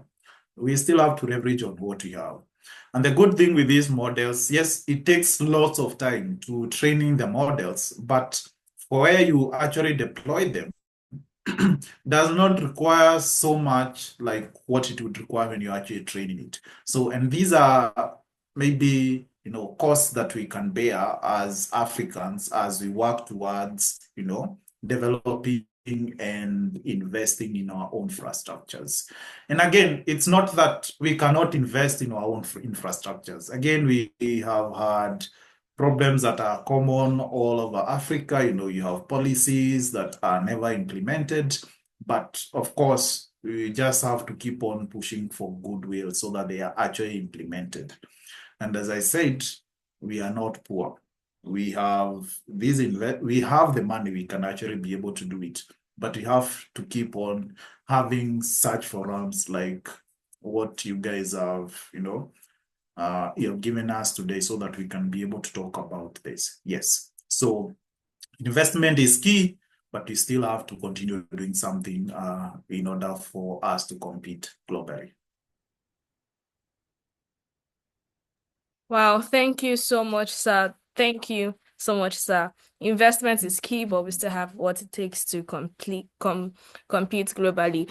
Personally, one thing that I always like to remind myself and other people is that for whatever innovation, whatever creation, whatever projects it may be, what is in your hand is such an important thing to consider. So while you're waiting for, just like in content creation, right? You're waiting for money to buy a Sony camera, or you're waiting for money to buy a Panasonic device, all of that. You can start with your phone, right? You can start with your Android phone, you can start with your iPhone, and it's that device, that process that even puts you out there to be able to earn, to be able to afford a Sony camera or a Panasonic, whatever device you're trying to, get. So while we are waiting for money to be able to invest in bigger infrastructures, while we are waiting for resources to be able to play bigger, it's key that what we have, we are using it. We are not just leaving it there. We are not like, in the Bible, for those of us who are Christians, there's this parable of the 10 talents about how someone with one talent went and hid his own talent and did not use it because he felt it was too small to be multiplied, felt it was too small to use. Whereas the person who had five and two, they went out into the market and they multiplied their talents, and their master was very, very impressed, and he honored them. So it's very important that for everybody, it doesn't matter whether it's even beyond AI and Web3, beyond storytelling, beyond the new economy, beyond trying to navigate new landscapes. Always remind yourself what is in your hand. While we wait for investment, we have just enough to get us started. In Nigeria, in Rwanda, Burkina Faso, Liberia, Libya, everywhere in the world, we would always have just enough to get us started. So thank you, Dr. Raphael. That was amazing. That was so insightful. And I can see some of your students in the chat box. So thank you all for joining us. Thank you again. So we are moving on to our final speaker of the day. And after that, we'll have a showcase session for people who want to pitch their projects, their AI or Web3 projects. They would have the opportunity to pitch it to us. And, we get to be informed on what their projects are. And now we would be taking our final speaker of the day, who is a dear friend of mine personally. He is a blockchain educator. He's no stranger to events like this. Right from when we're in university, he was a key member in, initiatives that were educating people on crypto and blockchain and Web3 and AI and, all of these things that we are discussing today. And I want to say he's a self-made he's a self-made billionaire. So please welcome with me Ifeanyi Onwe, who will be teaching speaking, no, teaching too actually, on blockchain beyond cryptocurrency. So I know this is something that everybody you know cryptocurrency is a name, is a term, it's a word that everybody's have heard of or in some degree familiar with, but now I want to learn about what is blockchain beyond crypto. So please give a warm welcome to Ifeanyi. Ifeanyi, the floor is yours. You can share your screen if you need to. Thank you. All right. Good morning, guys. It's good to be here with you guys. I just share my screen. I think most of the thing I want to say today, the speakers who spoke on the Web3 have really shed light into it. All right. So I'm supposed to talk about blockchain beyond cryptocurrency. When most of us hear the word blockchain, I'm sure what comes to our mind is cryptocurrency. Okay, well then blockchain itself has diverse applications aside cryptocurrency. In fact, before the advent of cryptocurrency, we've had the use of what we call cryptography. At that time, it was the military that was using cryptography at that time. So if you want to send a secure message where you don't want it to get into your wrong hands, you send it via cryptography. So the military generals were now conveying informations using the cryptography. So even if the information gets into the wrong hands, let's say a terrorist, for example, and they want to modify the information that the generals are passing, they can't do so because it was built on a cryptography, which makes it very impossible for that to be modified, right? And now blockchain itself is built based on this cryptography. Okay, so before we go into other applications of blockchain, before I go into that, let's quickly look at what blockchain is, and let's have an idea of what blockchain is for those that don't have an idea of what a blockchain is. Okay, now the most simplest term to define a blockchain is just a database of information. All right, a database of information. It's a record where you store informations. Okay, and now these informations are stored in a way that it's very, very difficult for the information to be modified, for the information to be altered. Okay, now by inherent design, the data on the blockchain, they are unable to be modified. That means if I store a data as A on the blockchain, it's not possible for anybody to go and change it to B or to any other alphabet, all right? So these informations, they are not be able to modify, right? Now, a very good example of how to link in a blockchain is, let's say a Google Doc, for example, a Google Doc. Now, most of us have gotten a Google Doc before. So if a Google Doc is being created, let's say we'll create a Google Doc in this meeting, and then we'll share it to the group. Now, everybody has the exact same copy of that Google Doc. Nobody's Google Doc is different, all right? It's open to everybody. Now, nobody's locked out because the other person is making changes to the Google Doc. Now, if anybody decides to make a change to that Google Doc, it is updated real time. So if the Google Doc was the use cases of blockchain, and I share it in the group chat, if one person decides to modify that Google Doc, okay, now it reflects on everybody's Google Doc. It shows you that there has been a modification to this Google Doc. Okay, now that's just the idea behind the blockchain. Though the blockchain is a bit more complicated than that, but it gives you three major ideas behind the blockchain. The first one is open source. All right, open source, which means the blockchain is open to everybody. As long as you have an access to internet connection, you have access to the blockchain. It is open source. Now, that's one of the idea behind Google Doc as well. Now, have transparency, where if a modification is being done, it's open to everybody. You are seeing that these things gets the modification there, you are seeing there. So there's transparency of whatever is happening. The same way, the blockchain is built in a way that if data are stored, anybody can have access to this data. Whatever things that happens on the blockchain, it's asset. Everybody have access to it. Now, let's use the idea of cryptocurrency, for example. Now, it has to do with sending payment. So if I send a transaction on the crypto network, for example, it is broadcasted into the blockchain network. Now, there's what we call participants on this blockchain network. They all receive the exact copy of that particular transaction. Let's say I sent 1 Bitcoin to Maria, right? The participant receive the exact copy of that on the blockchain. All right. Now, these participants, the major work they do on that blockchain is to confirm these transactions. So now, you cannot have just a single participant on the blockchain. Let's say we have 5 persons on the blockchain, for example. Now the work is also confirm transactions, and then they'll be paid to do so. Okay, so I send a transaction. Now the first person confirmed the exact transaction I sent. The second person confirmed that. The third person confirmed that. But then the fourth person decide to change details of the transaction. Let's say I sent 1 Bitcoin, and then the fourth person decide to change it for 1 Bitcoin to, let's say, 0.99 Bitcoin.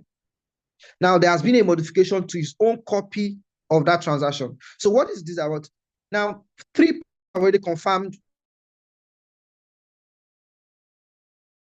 Now, the network automatically detects that, okay, there's been a modification on one person's copy of this transaction. So automatically, the person is now kicked out of the system. Why? Because the majority of the participants on this block on network have confirmed 1 Bitcoin. So it's very, very impossible to go back and then modify the transactions that I've sent on the Bitcoin or the blockchain network. Okay. Now that's one of the key aspects of what blockchain. Now, aside cryptocurrencies, we can store diverse data on the blockchain, which I'm not going to talk more about blockchain itself. We're going to look at what the use cases of blockchain. Where can we apply blockchain to? Because every sector you can think of right now, just think of any sector in your head. Now we'll have an application for blockchain there. Okay, so let's quickly go to, let's just look at the use cases of blockchain, areas we can apply blockchain to, right? So I don't have time to run through all this. So let's just look at the use case of blockchain. What are the areas we can apply blockchains to? What are different sectors we can apply blockchain to? Okay, now we have the first one is the financial services, right? The financial services. Now, most of us, we use banks. Every country has their own bank, all right? Now, one of the major things with banks is that it is inconvenient. Imagine having to leave the comfort of your house to go to the bank to deposit money or to send money across border. And then first you have to go there and then you join queue. Because especially if you go to banks on busy days, there's always queue in the banks. So you have to queue first. Now, first you've left the comfort of your house to go to the bank. Now you have to join the queue, right? These are one of the inconveniences you face while going to the bank. Now, if you've tried to send money across border before, the major issues you face is what network issues. So if I want to go send money to maybe someone in another country and they go to there, they will tell you what the remitter platform, there's no network. Or you want to receive money from different country into your own country and you are going to claim the money, they will tell you what there's no what network for remittance, right? Now, aside even sending money within the same country, sometimes they'll tell you what there's no network. Okay, so these are the inconveniences you face while transacting using a traditional system. But like the first speaker spoke, transactions on the blockchain network, they are completed within seconds. So if I want to send money to somebody, even let's say in the US, from Nigeria to US, okay, this transaction completes within seconds. Now, I'm doing this transaction in the comfort of my house, so I've not left my house yet. I've sent money and it complete within seconds. I think if you are doing international remittance, it takes about 7 working days to complete. So if you send money on Monday, the person is supposed to receive the money by the following week, Tuesday. Okay, so that's about 7 working days. But with blockchain technology, I could just go to my wallet, copy the account number, which is the wallet address, and then just send money, and the person will see the money within minutes. Now, other issues with financial services that we have bad people that if you do business with them, they will say, I sent you money, but they've not actually sent you the money. They could just maybe do a fake transaction. Then they'll show you a debit alert that they've sent you money, but they've not actually sent the money. But if we are to use the blockchain to send the money, now we have what we call the blockchain explorer, where if I send you money, you can go to the blockchain explorer to confirm if I've actually sent you the money. How do you do that? If I send you money, if you send money using the bank, there's what we call session ID.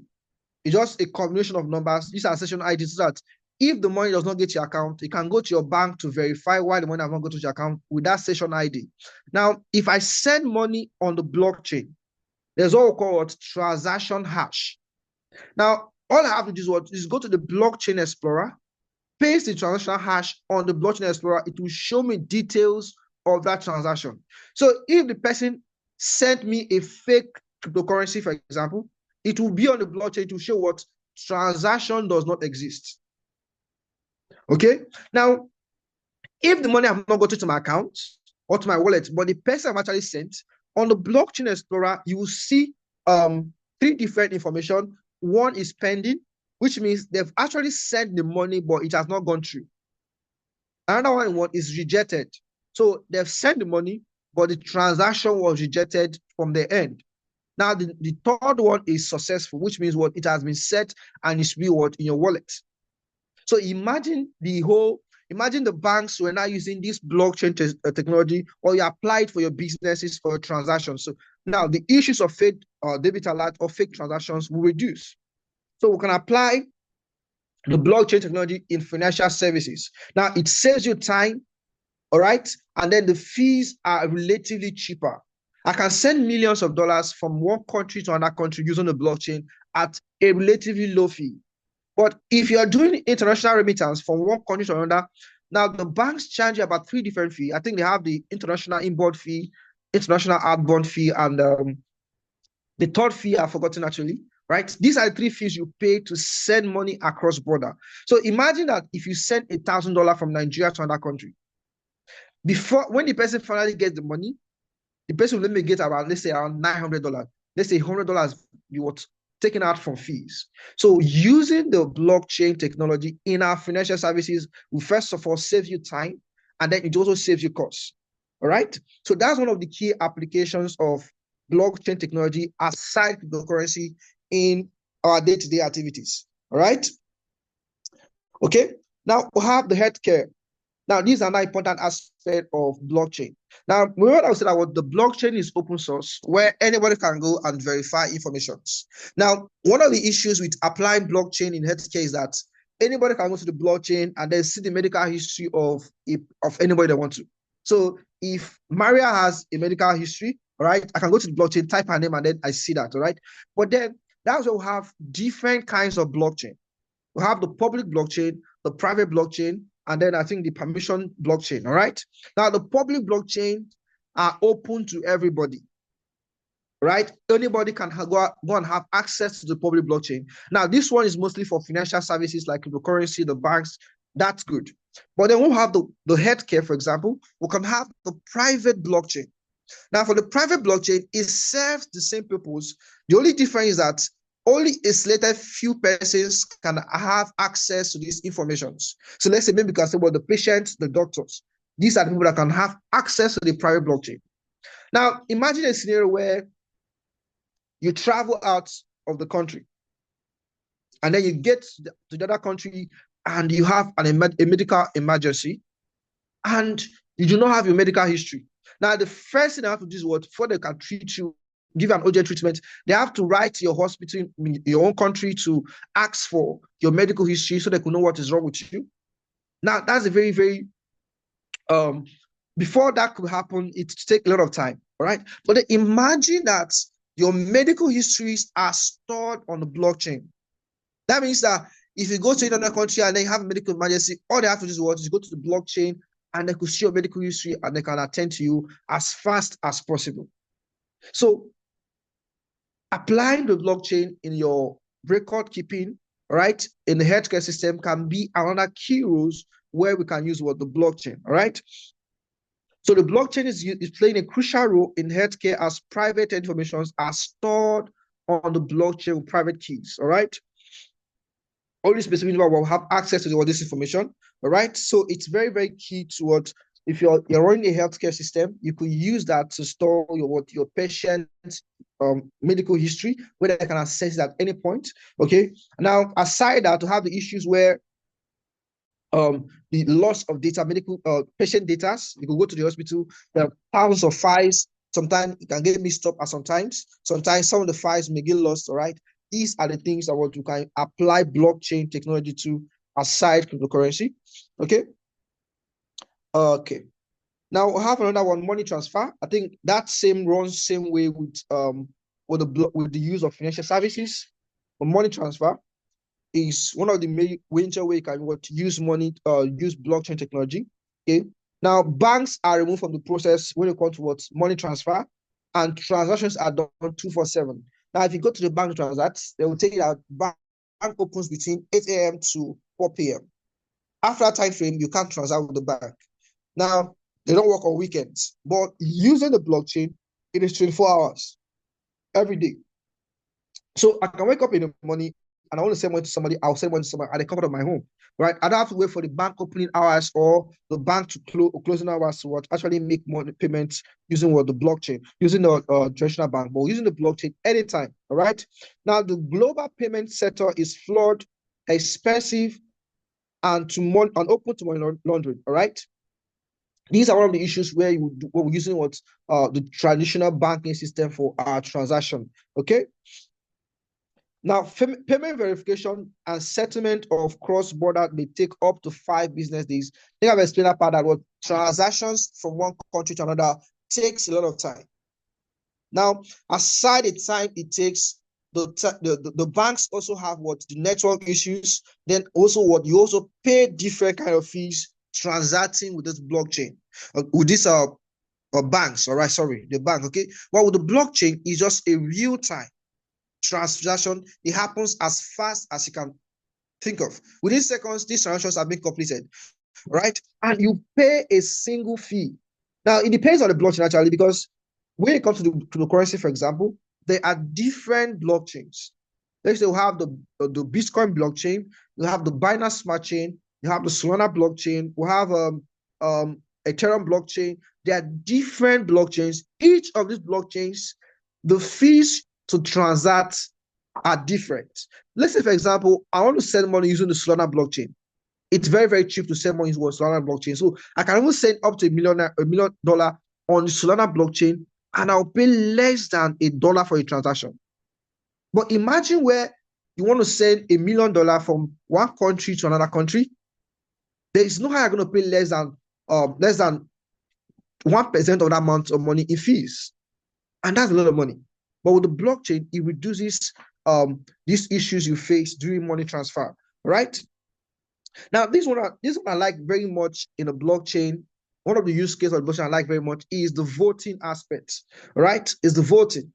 Now, in cryptocurrency, we have what we call decentralized autonomous organization, that's DAOs, right? That's what we have in cryptocurrency, where if there's a proposal, let's say, for example, this Zoom meeting, let's say it's a community of people that share a common belief, and we want to elect a president for this Zoom meeting right now.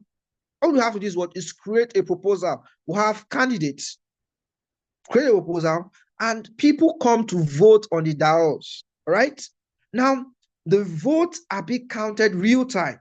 So if I place my vote, I can go to the blockchain. If I say I voted for Maria, I can go to the blockchain and confirm that it was Maria I voted for. Now, this vote are being counted real time. Now, if the vote was to last for an hour, once an hour clicks, the vote closes automatically, and the blockchain calculates the vote automatically. All right? So the winner is being announced automatically, okay? Now, imagine scenarios where countries are now using blockchain for elections. Now, same way you go to do a voters card registration, there can be a verification process on the blockchain. All you have to do is go to, maybe let's say you're using the Solana blockchain, go to Solana blockchain, verify that you're a citizen of that country, all right? And you are eligible to vote. On the day of election, all you have to do is go to the blockchain. I'm voting for Bola Ahmed Tinubu, vote, click confirm, and it is confirmed with the blockchain. Now, this will reduce the issues of votes buying, election rigging, right? These are things you reduce using the blockchain to vote. So the issues of election violence again will stop because you are in the comfort of your house, you are voting. Nobody's going to come to your house, come and snatch your phone and vote for you. No. Nobody will come and bully in your house to maybe vote for somebody else, right? So the issues of election violence will also stop, right? So the blockchain, if you can apply this blockchain into voting, it will actually save costs for the government. But then we all know that most government will not want to use the blockchain to actually cast election, to do election because of what they are, I don't know, maybe the violence is, I don't know how to put that into what, right? Now, this system saves money for the government, and the system can ensure that the vote were counted. Like I said, if there are criteria for the vote, let's say every aspirant must meet at least a certain percentage of voters from every state. Let's say you must meet at least 20% from every state, including what FCT, for example. Now, if you do not meet this requirement on the blockchain, the vote will be declared. But I think maybe I'll show you guys an example of what it does look like maybe at the end of this meeting. I don't know if it's here, where there's a vote, and then they say what for the vote to pass, at least 50% has to say yes.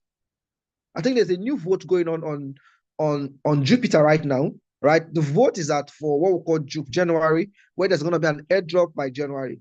But then the creator said that for this vote to pass, at least 70% have to say yes.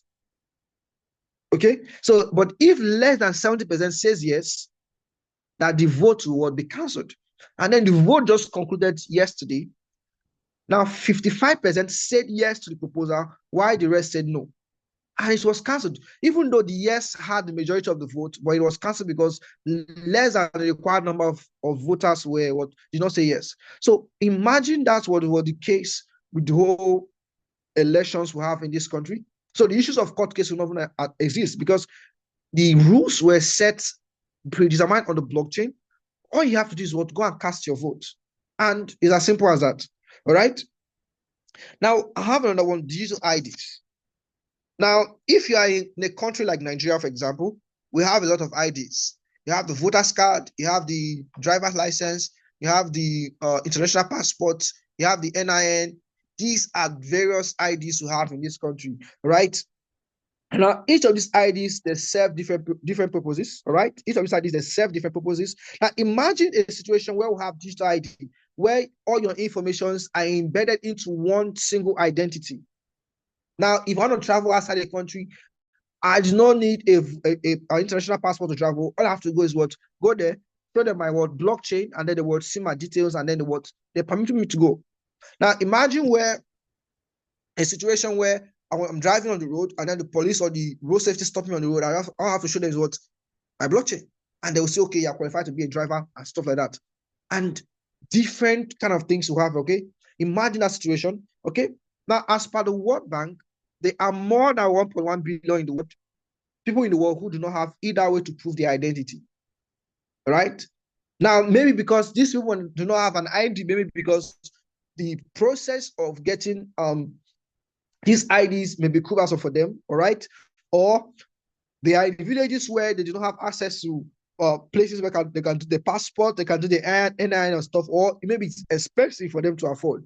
But with a blockchain, all you need is just a smartphone and an internet connection. You know, there are some villages that do not have banks, but they have internet, right? So these kind of people don't have a bank account. So if they want to have access to monetary service, they have to travel to another village or to another community entirely to have access. But then they have internet. But with the blockchain, all you need is your smartphone and an internet, and you can do all these things. You can have an ID. Okay, so now we have a situation where before you can open any financial services, you need to do what called KYC, which is know your customer verification. So to open a bank account, you need NIN. You need other passport as well to actually open a bank account. But imagine this 1.1 billion people who do not have means to identify themselves. It means they cannot have access to financial services. So we can have digital IDs, right? Where the citizens' data, they are being embedded into one digital ID, and you can use this ID to what? Pass a do your verification wherever I want to go. Okay. Now we also have real estates, all right, where you can sell your houses. You can sell your product, not just houses. You can sell land. You can sell houses on the blockchain. All you have to do is this. Take a picture of your house, go to the blockchain explorer, or go to the blockchain, all right? There are marketplaces on the blockchain, right? Same way you have I think on Gigi, right? Where you go and post material or things you want to sell. You can go to the blockchain, post what you want to sell on the blockchain, take a picture, post what you want to sell on the blockchain with the document and everything, and then people will go there and buy. Now, this is just an illustration of how it works. All right, this is the buyer and this is the seller. So it's what we call a smart contract. I think the place I was discussing DeFi, I talk about smart contracts. So you post your house in a smart contract with a price. All right. Now the buyer wants to buy. The buyer goes to the smart contract and then deposits the exact amount you want to sell your house for.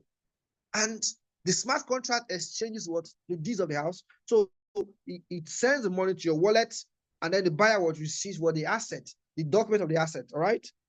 The same way, if you want to sell your product, you just go to the blockchain. In fact, right now we have a blockchain driver in a state called Akwa Ibom State, yeah? A blockchain driver. So the person has his details on the blockchain. So if you're looking for a driver on the blockchain, you can go there. You will have the metaverse. You can go to church on the metaverse and stuff like that, right? If you're looking for a driver, you can go to the blockchain and see details, and then I think there's somebody that's actually building a platform where you can order boats on the blockchain. And now the good thing is that whenever you make payment on the blockchain using that boat service, you're going to receive an incentive, right? It's very seamless way to transact on the blockchain. So you can sell your product. So, okay. So blockchain technology is extensively used in the real estate industry, from properties purchasing to title management. Okay. Now, the platform can be used to create efficient solutions for both commercial and residential estates, right? Like I said, anything you want to do, you can do it on the blockchain. Anything you want to sell, you can sell it on the blockchain. If I want to sell a house, there's no need about going about looking for buyers, where I can just go on the blockchain and then post the details of this on the blockchain, all right? Now, I'll end here right now. Cryptocurrency, which is the main thing that led to the creation of the blockchain, is cryptocurrency, right? That was what led to the creation of a blockchain. where transactions are recorded what real time, right? Transactions on the blockchain are recorded real time. Cryptocurrency is just basically digital assets where you can buy and sell your digital assets using the blockchain, right? Okay, so I think I spent more than 20 minutes here. So that's one of the major use cases of blockchain aside cryptocurrency, blockchain beyond cryptocurrency. These are areas you can apply blockchain to. There are other areas you can apply blockchain to. In fact, any area you can think of, there's a use case for blockchain in that area. Any area I can think of, there's a use case. There's how you can apply blockchain to make life easy for you, because the blockchain helps you to reduce the stress of using the traditional means of carrying out your businesses that you are used to.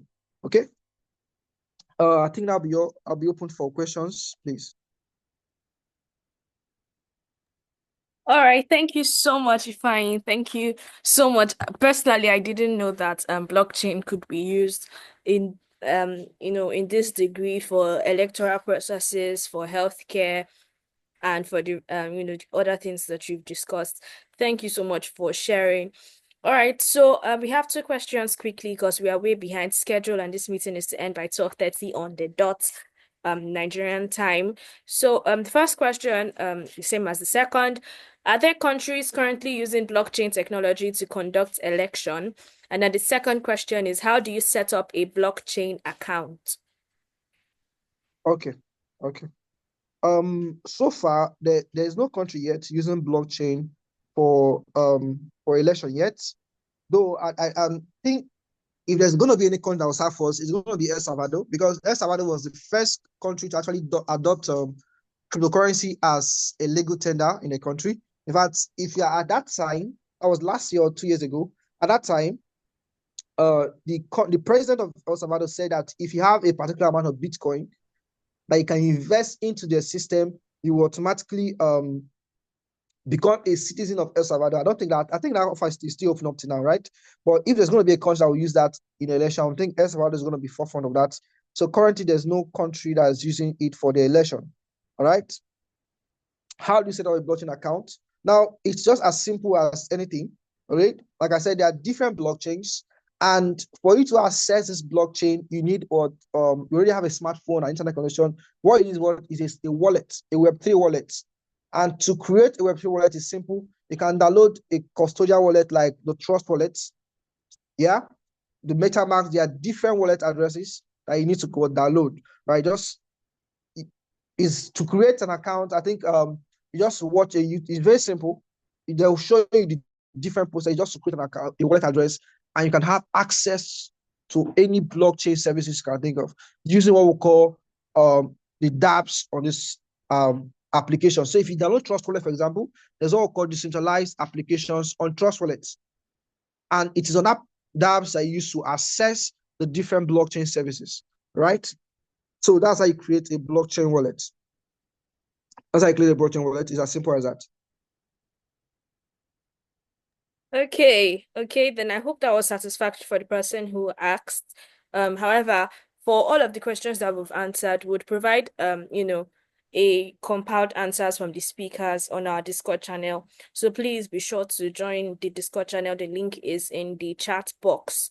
And also please follow us on LinkedIn and on Twitter, where we'll be having so much discussions like this, so many discussions like this, and sharing more information about what we'd be doing as a community.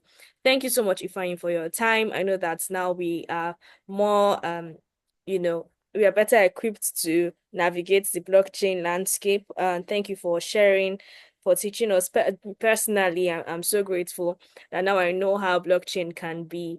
I always thought that it was just about trading, just about financial transactions, but to hear that it can impact other fields, healthcare, elections, politics, agriculture. Really inspiring, really inspiring. Thank you so much, Ifeanyi. All right, right now we're having our showcase session, and uh,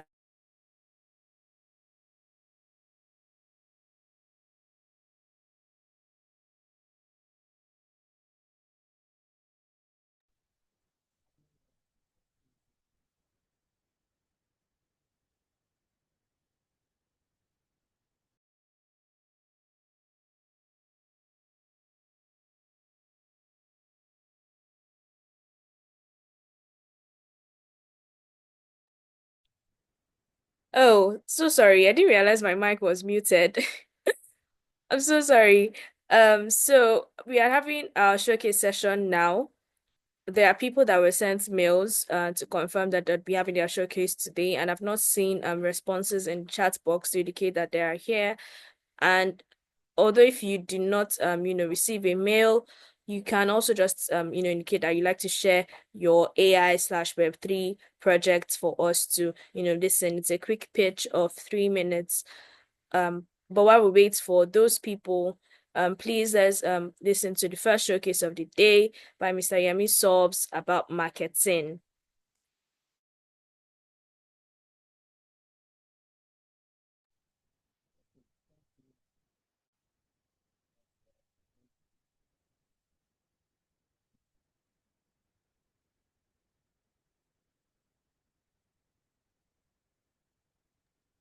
So we can't hear you. I believe your mic should be muted.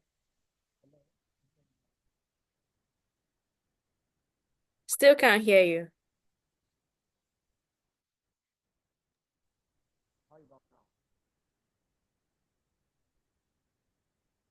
We still can't hear you.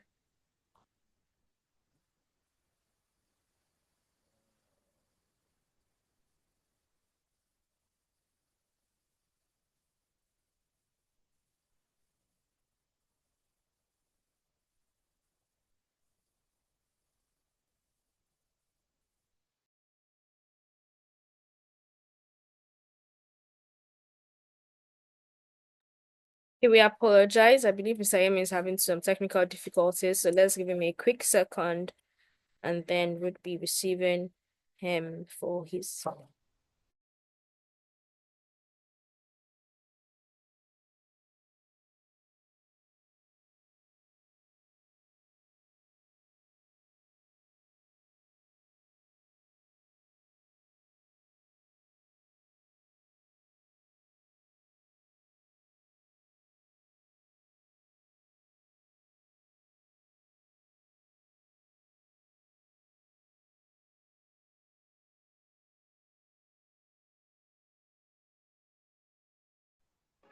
Hello, can you hear me now? Yes. Oh, beautiful. All right, sorry about that. Okay, so good day, everyone, and thank you, Miriam, for an amazing hosting thus far. And thank you to our speakers, and thank you to everyone who has joined and still here with us. Okay, so quickly, because of our time, I will just pick on some of the things that have been shared. Already heard about the unlimited possibilities that can be made available with the power of artificial intelligence and blockchain. Okay, so we're looking at a future whereby marketing is made simple, marketing is decentralized, marketing is democratized across the world. And we want to start building it right here from Africa. Okay, Dr. Raphael already shared how that we have something that we can use to complete globally, right? And Dr. Ayo shared about how that there are unlimited possibilities in web creation with artificial intelligence and Web3. Okay, and Ifeanyi has mentioned how that blockchain can be used to build powerful solutions. Okay, so what marketing is going to do is marketing is going to be using artificial intelligence to build something really powerful yet simple. It's an API with multiple endpoints that businesses, developers across the world can use to simplify their marketing process. We're solving quite a number of problems for businesses, for enterprises, for startups, for developers, and not just that, for professional marketers, freelancers across the world. And it's going to be solved with API. Now, that's just the beginning because we are seeing further, and then we are going to build something that when you see it come alive, it's going to be mind-blowing. Now, let me give you a sneak peek into what we're looking at. We're looking at the point whereby we will not just stop at AI, we will not just stop at AI, we'll proceed into AGI, using AGI and all, but let me not say too much of technical stuff here. So we'll not just stop at AI, we will decentralize it. Okay, decentralization has to do with Web3. We'll decentralize it and we will make it, we'll make it, we'll make it, we'll make it sweet. Yes, that's the word. We'll make it sweet. Okay. Now, currently we are developing and then we are building these, we're putting everything together, we're putting the structure together, we're putting the solution together, we're putting the framework, building the architecture, all of those things, making it, putting the pieces in place. All right. And by January, we'll be launching our first version of this um, this product. Okay, and I want to invite you to be a part of it. Expect to receive updates about this on social media. You can follow us on marketing on Twitter and expect to receive updates to be part of it. Okay, you can join the waitlist session. Just go to our website here, marketing-ai.com. I will copy and paste the link on the Zoom so that you can click and then join the waitlist. We're building a lot, and then we're going to be leveraging on artificial intelligence and subsequently Web3 to make marketing the sweetest thing ever. I mean, that's just it. Okay, the sweetest thing, most mind-blowing thing that you've ever seen or you've ever imagined, ever across the world. And it's going to be built here in Africa by African developers, and it's going to enrich us, it's going to enrich everybody, and it's going to enrich the world. Thank you very much. Yeah. Thank you so much for sharing. Thank you so much for sharing. I think personally, I think it's an amazing project. I quite like the tagline, be known, be seen, be heard. And yesterday I was writing an article about what it's like to be seen and crafting reputation and narratives for brands. And it's amazing that such a solution has been made for individuals, for African businesses, for African brands. Thank you so much for sharing. Please, click the link, join the wait list. We are now a family. I hope this conversation, this community, this meeting, we are now a family and would support each other as much as possible. All right, yeah, Asaph, you're raising your hand. Asaph. I have a simple question before. If it's maybe not too early, so like, what did he mean decentralized the AI? Like, what was the real meaning? Was it the normal concept to know about decentralized AI, or it's the thing you want to mean? Because I want to know because I'm interested. It looks good, but there are two types of decentralizing the AI. We have the storage to be the AI, or the AI to be run as smart contracts. So, like, what did you mean the plan to decentralize the AI? Both, but you start as smart contracts, yeah, but for both. At some point, it will be open sourced. Okay. Wow, good. Yeah. Like it. Yeah. Yeah, I like it. Point to be open source. So it's both. Okay. Like it's both. It's big.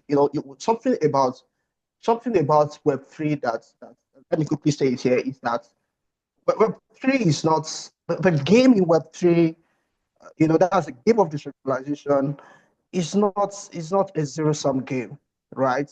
It's a it's a it's a beautiful positive sum game, right?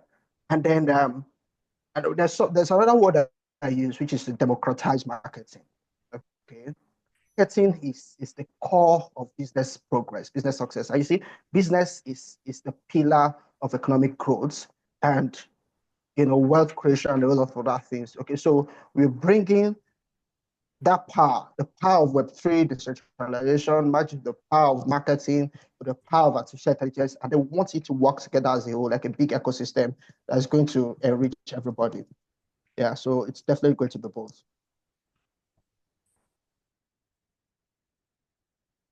Hello? Okay. Okay, all right. Asaph, I hope that was satisfactory. And for every other person who was wondering, It's going to be a very large ecosystem. All right, without further ado, we are going to just hop to the last segment of the day, and it's just going to be for 10 minutes. We apologize for the delay.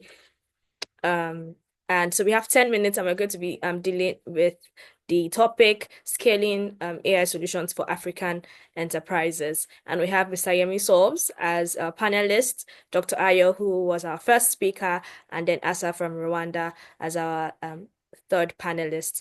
So over to you, sir. Can't hear you.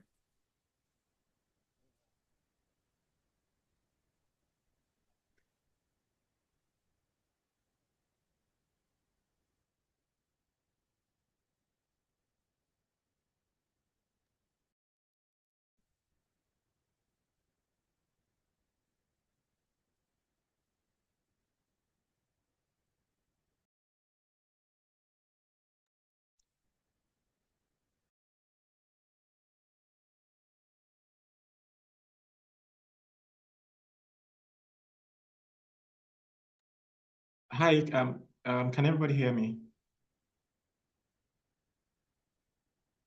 Hi. Yes, I can hear you, sir. Okay. All right. Thank you. I think Yemi Okay. Solms maybe. Can you hear me now? Oh yes, we can now. Beautiful. I don't know. It appears that whenever I put on my video, Zoom just decides to kick out my audio. I don't know why that happens. And despite pre-tests, pre-meeting tests.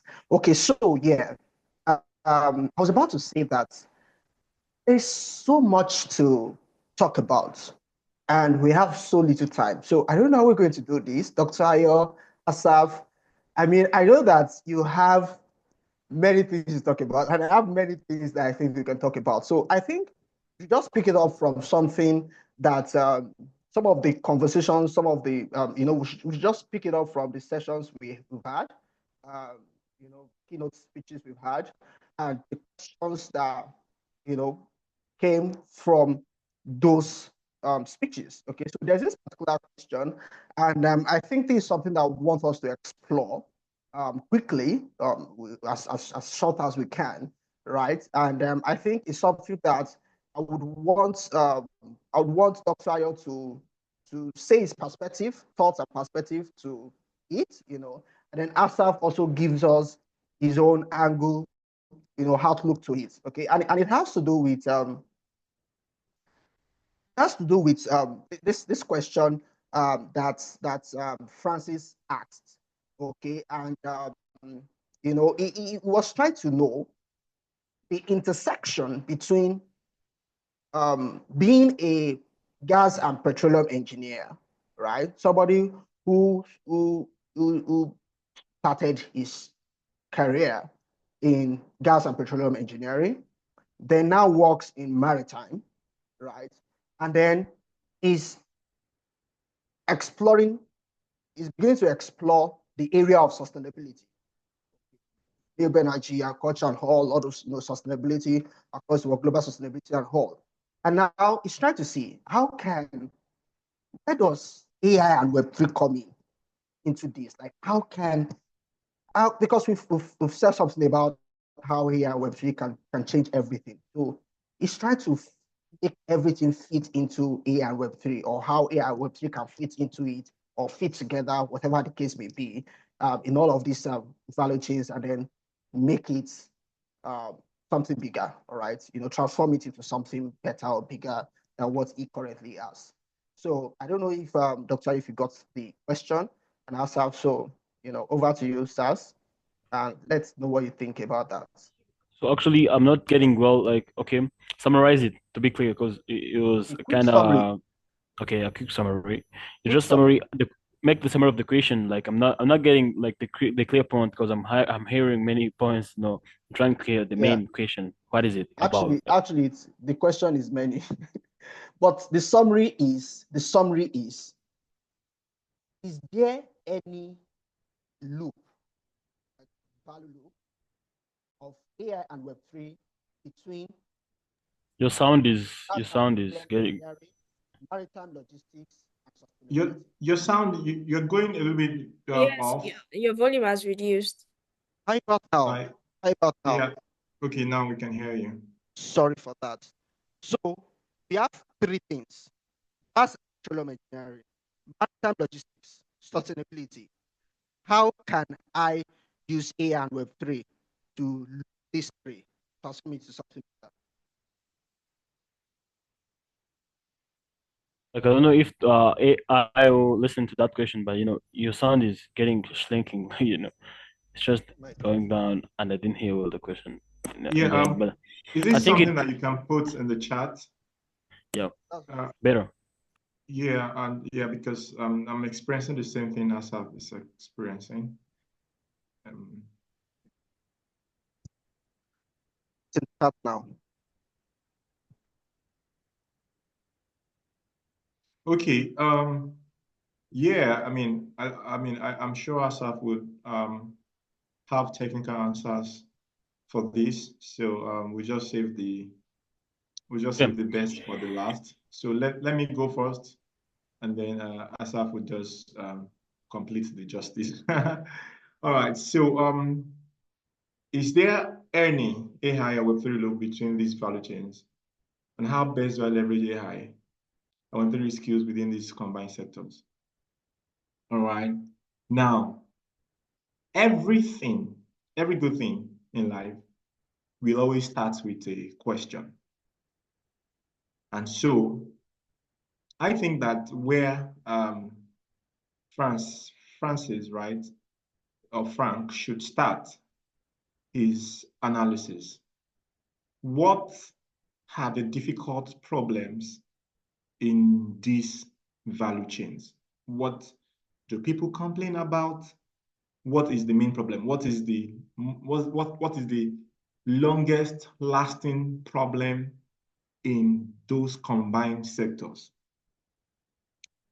On those sectors, what do people pay for the most? What is the solution that takes the longest to be had?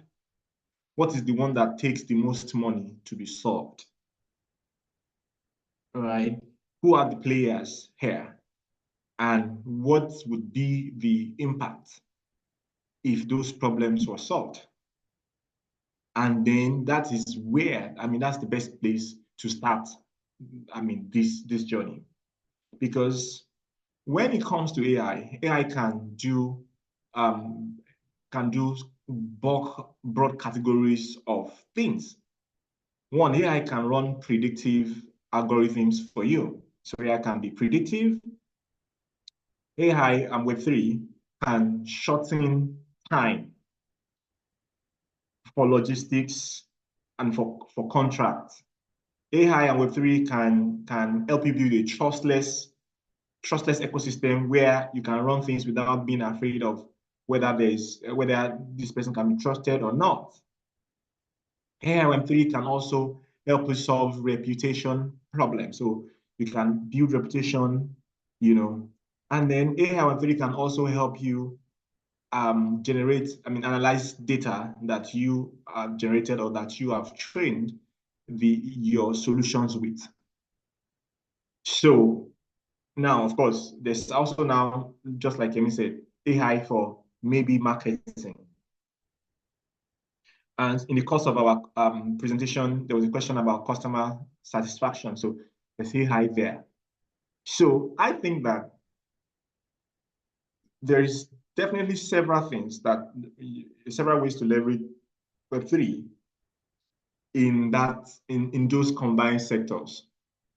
But it has to start with a proper research. Find the stakeholders in those sectors and then ask them what their biggest problems are. All right. And then you can take it from there. Thank you. Okay. Thank you. That was insightful. And I've been seeing about this question. Maybe they just answered a bit. And maybe I'm not an expert in gas and petroleum engineering, and I'm not an expert in maritime logistics industry because or sustainability because I did not even encounter any of that in my work because just smart contract developer, as you said, but I have really a good answer for someone who wants to combine AI and Web3 because this is what happens. So there are some IBM reports and other reports you may see around on X that's raising the doubts in enterprises adopting the AI solutions. And why is that? The problem is because AI, can try they these companies have maybe sensitive data.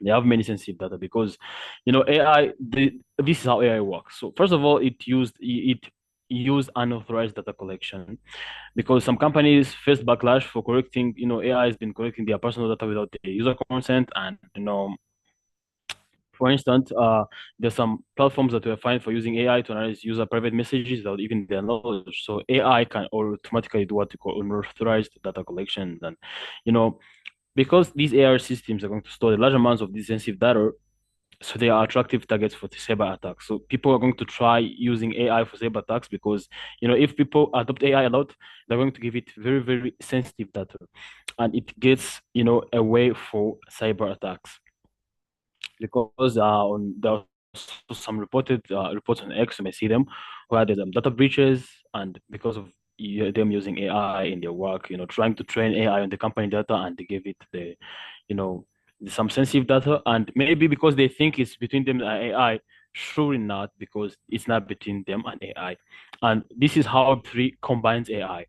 So there is a very special way, as Amy have been saying, about combining Web3 and AI, and the way is when now Web3 come and decentralizes the AI.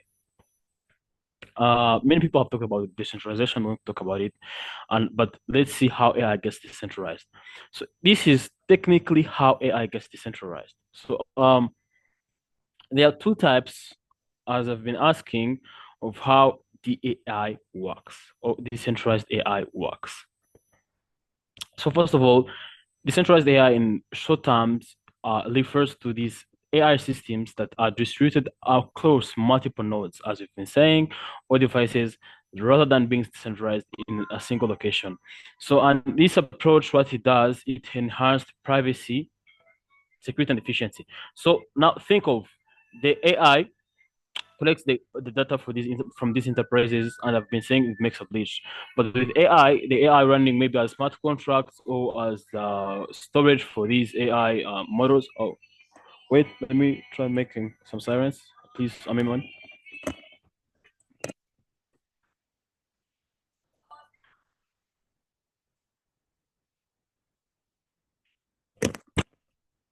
Okay, sorry, I was trying to minimize the sound in the background.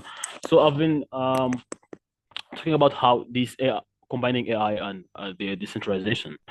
So when we decentralize the AI, we can be sure that our data the AI gets is secured because, as we've been saying, the Web3 is a way of owning the data now we have.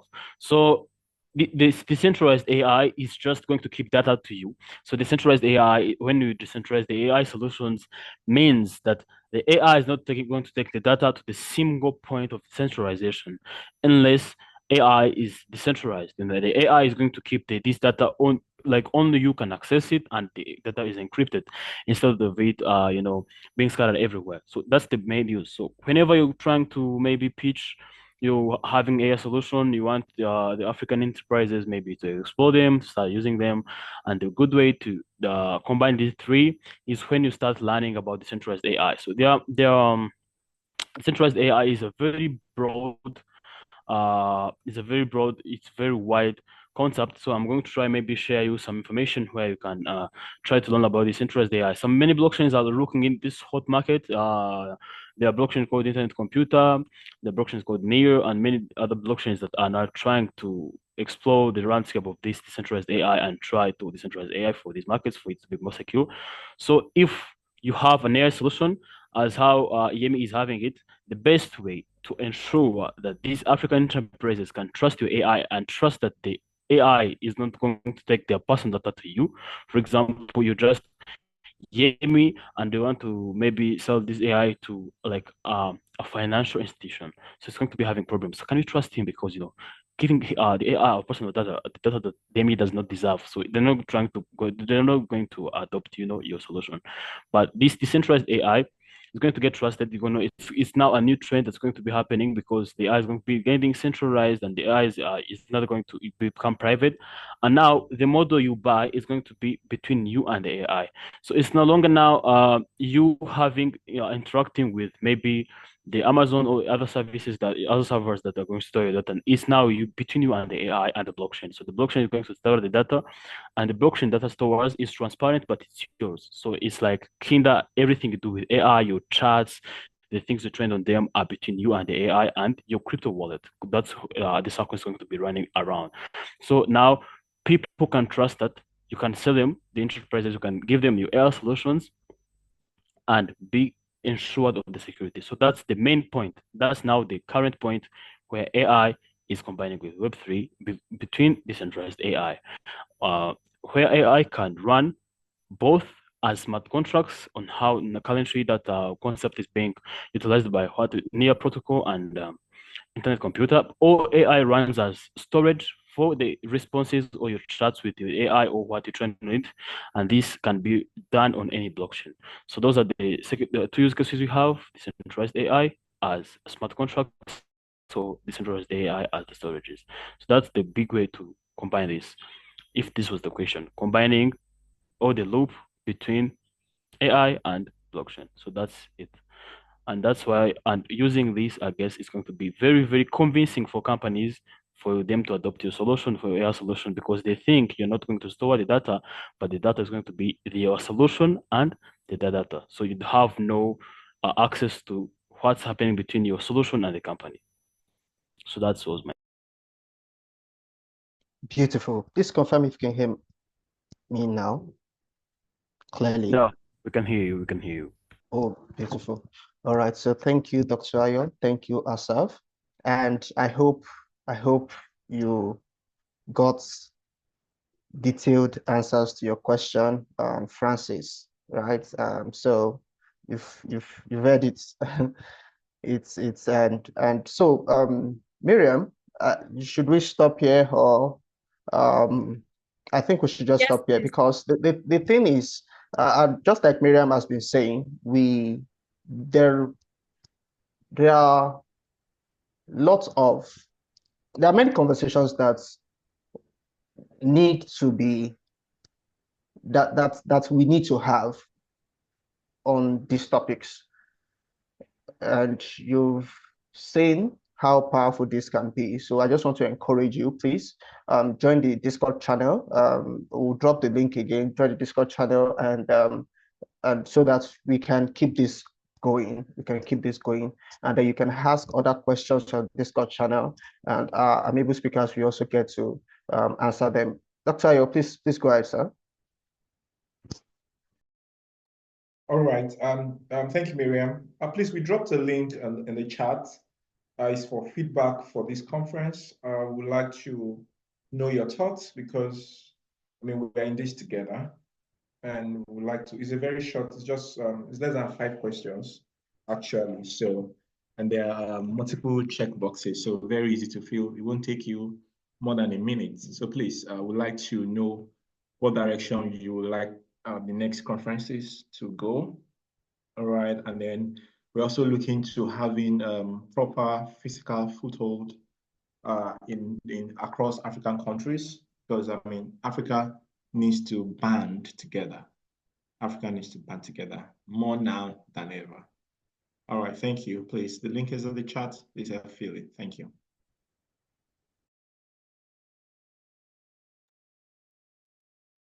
Okay, thank you, Asaph. Thank you, Dr. Ayo. Miriam, over to you. Thank you. So. All right. Thank you so much, everyone, for joining us today. We know we took 16 minutes extra, but thank you so much. Thank you to everyone from Nigeria. Thank you to everyone from Rwanda. Thank you to everyone from Kenya, Zimbabwe, Burkina Faso, Liberia, and Ghana. We look forward to having you know what? This is one of many. This is one of many conversations. We are going to be the drivers of change. in our communities. We are going to be the drivers of change in education, in healthcare, in agriculture, in transportation, in the creators economy. We are going to be the drivers of change. They are us, and we are in this room. So thank you for participating the way you have. Thank you for asking all the right questions, and thank you for being so interactive and being so lovely. And to everyone who started with us and stayed till the end, we are super, super grateful. Thank you to all of our speakers. Words cannot thank you for taking our time out of your busy schedule. I know that there's time zone differences, but thank you so much. And okay, all right, Asaph is saying, please note that using AI solutions on blockchain means that there is no single point of failure.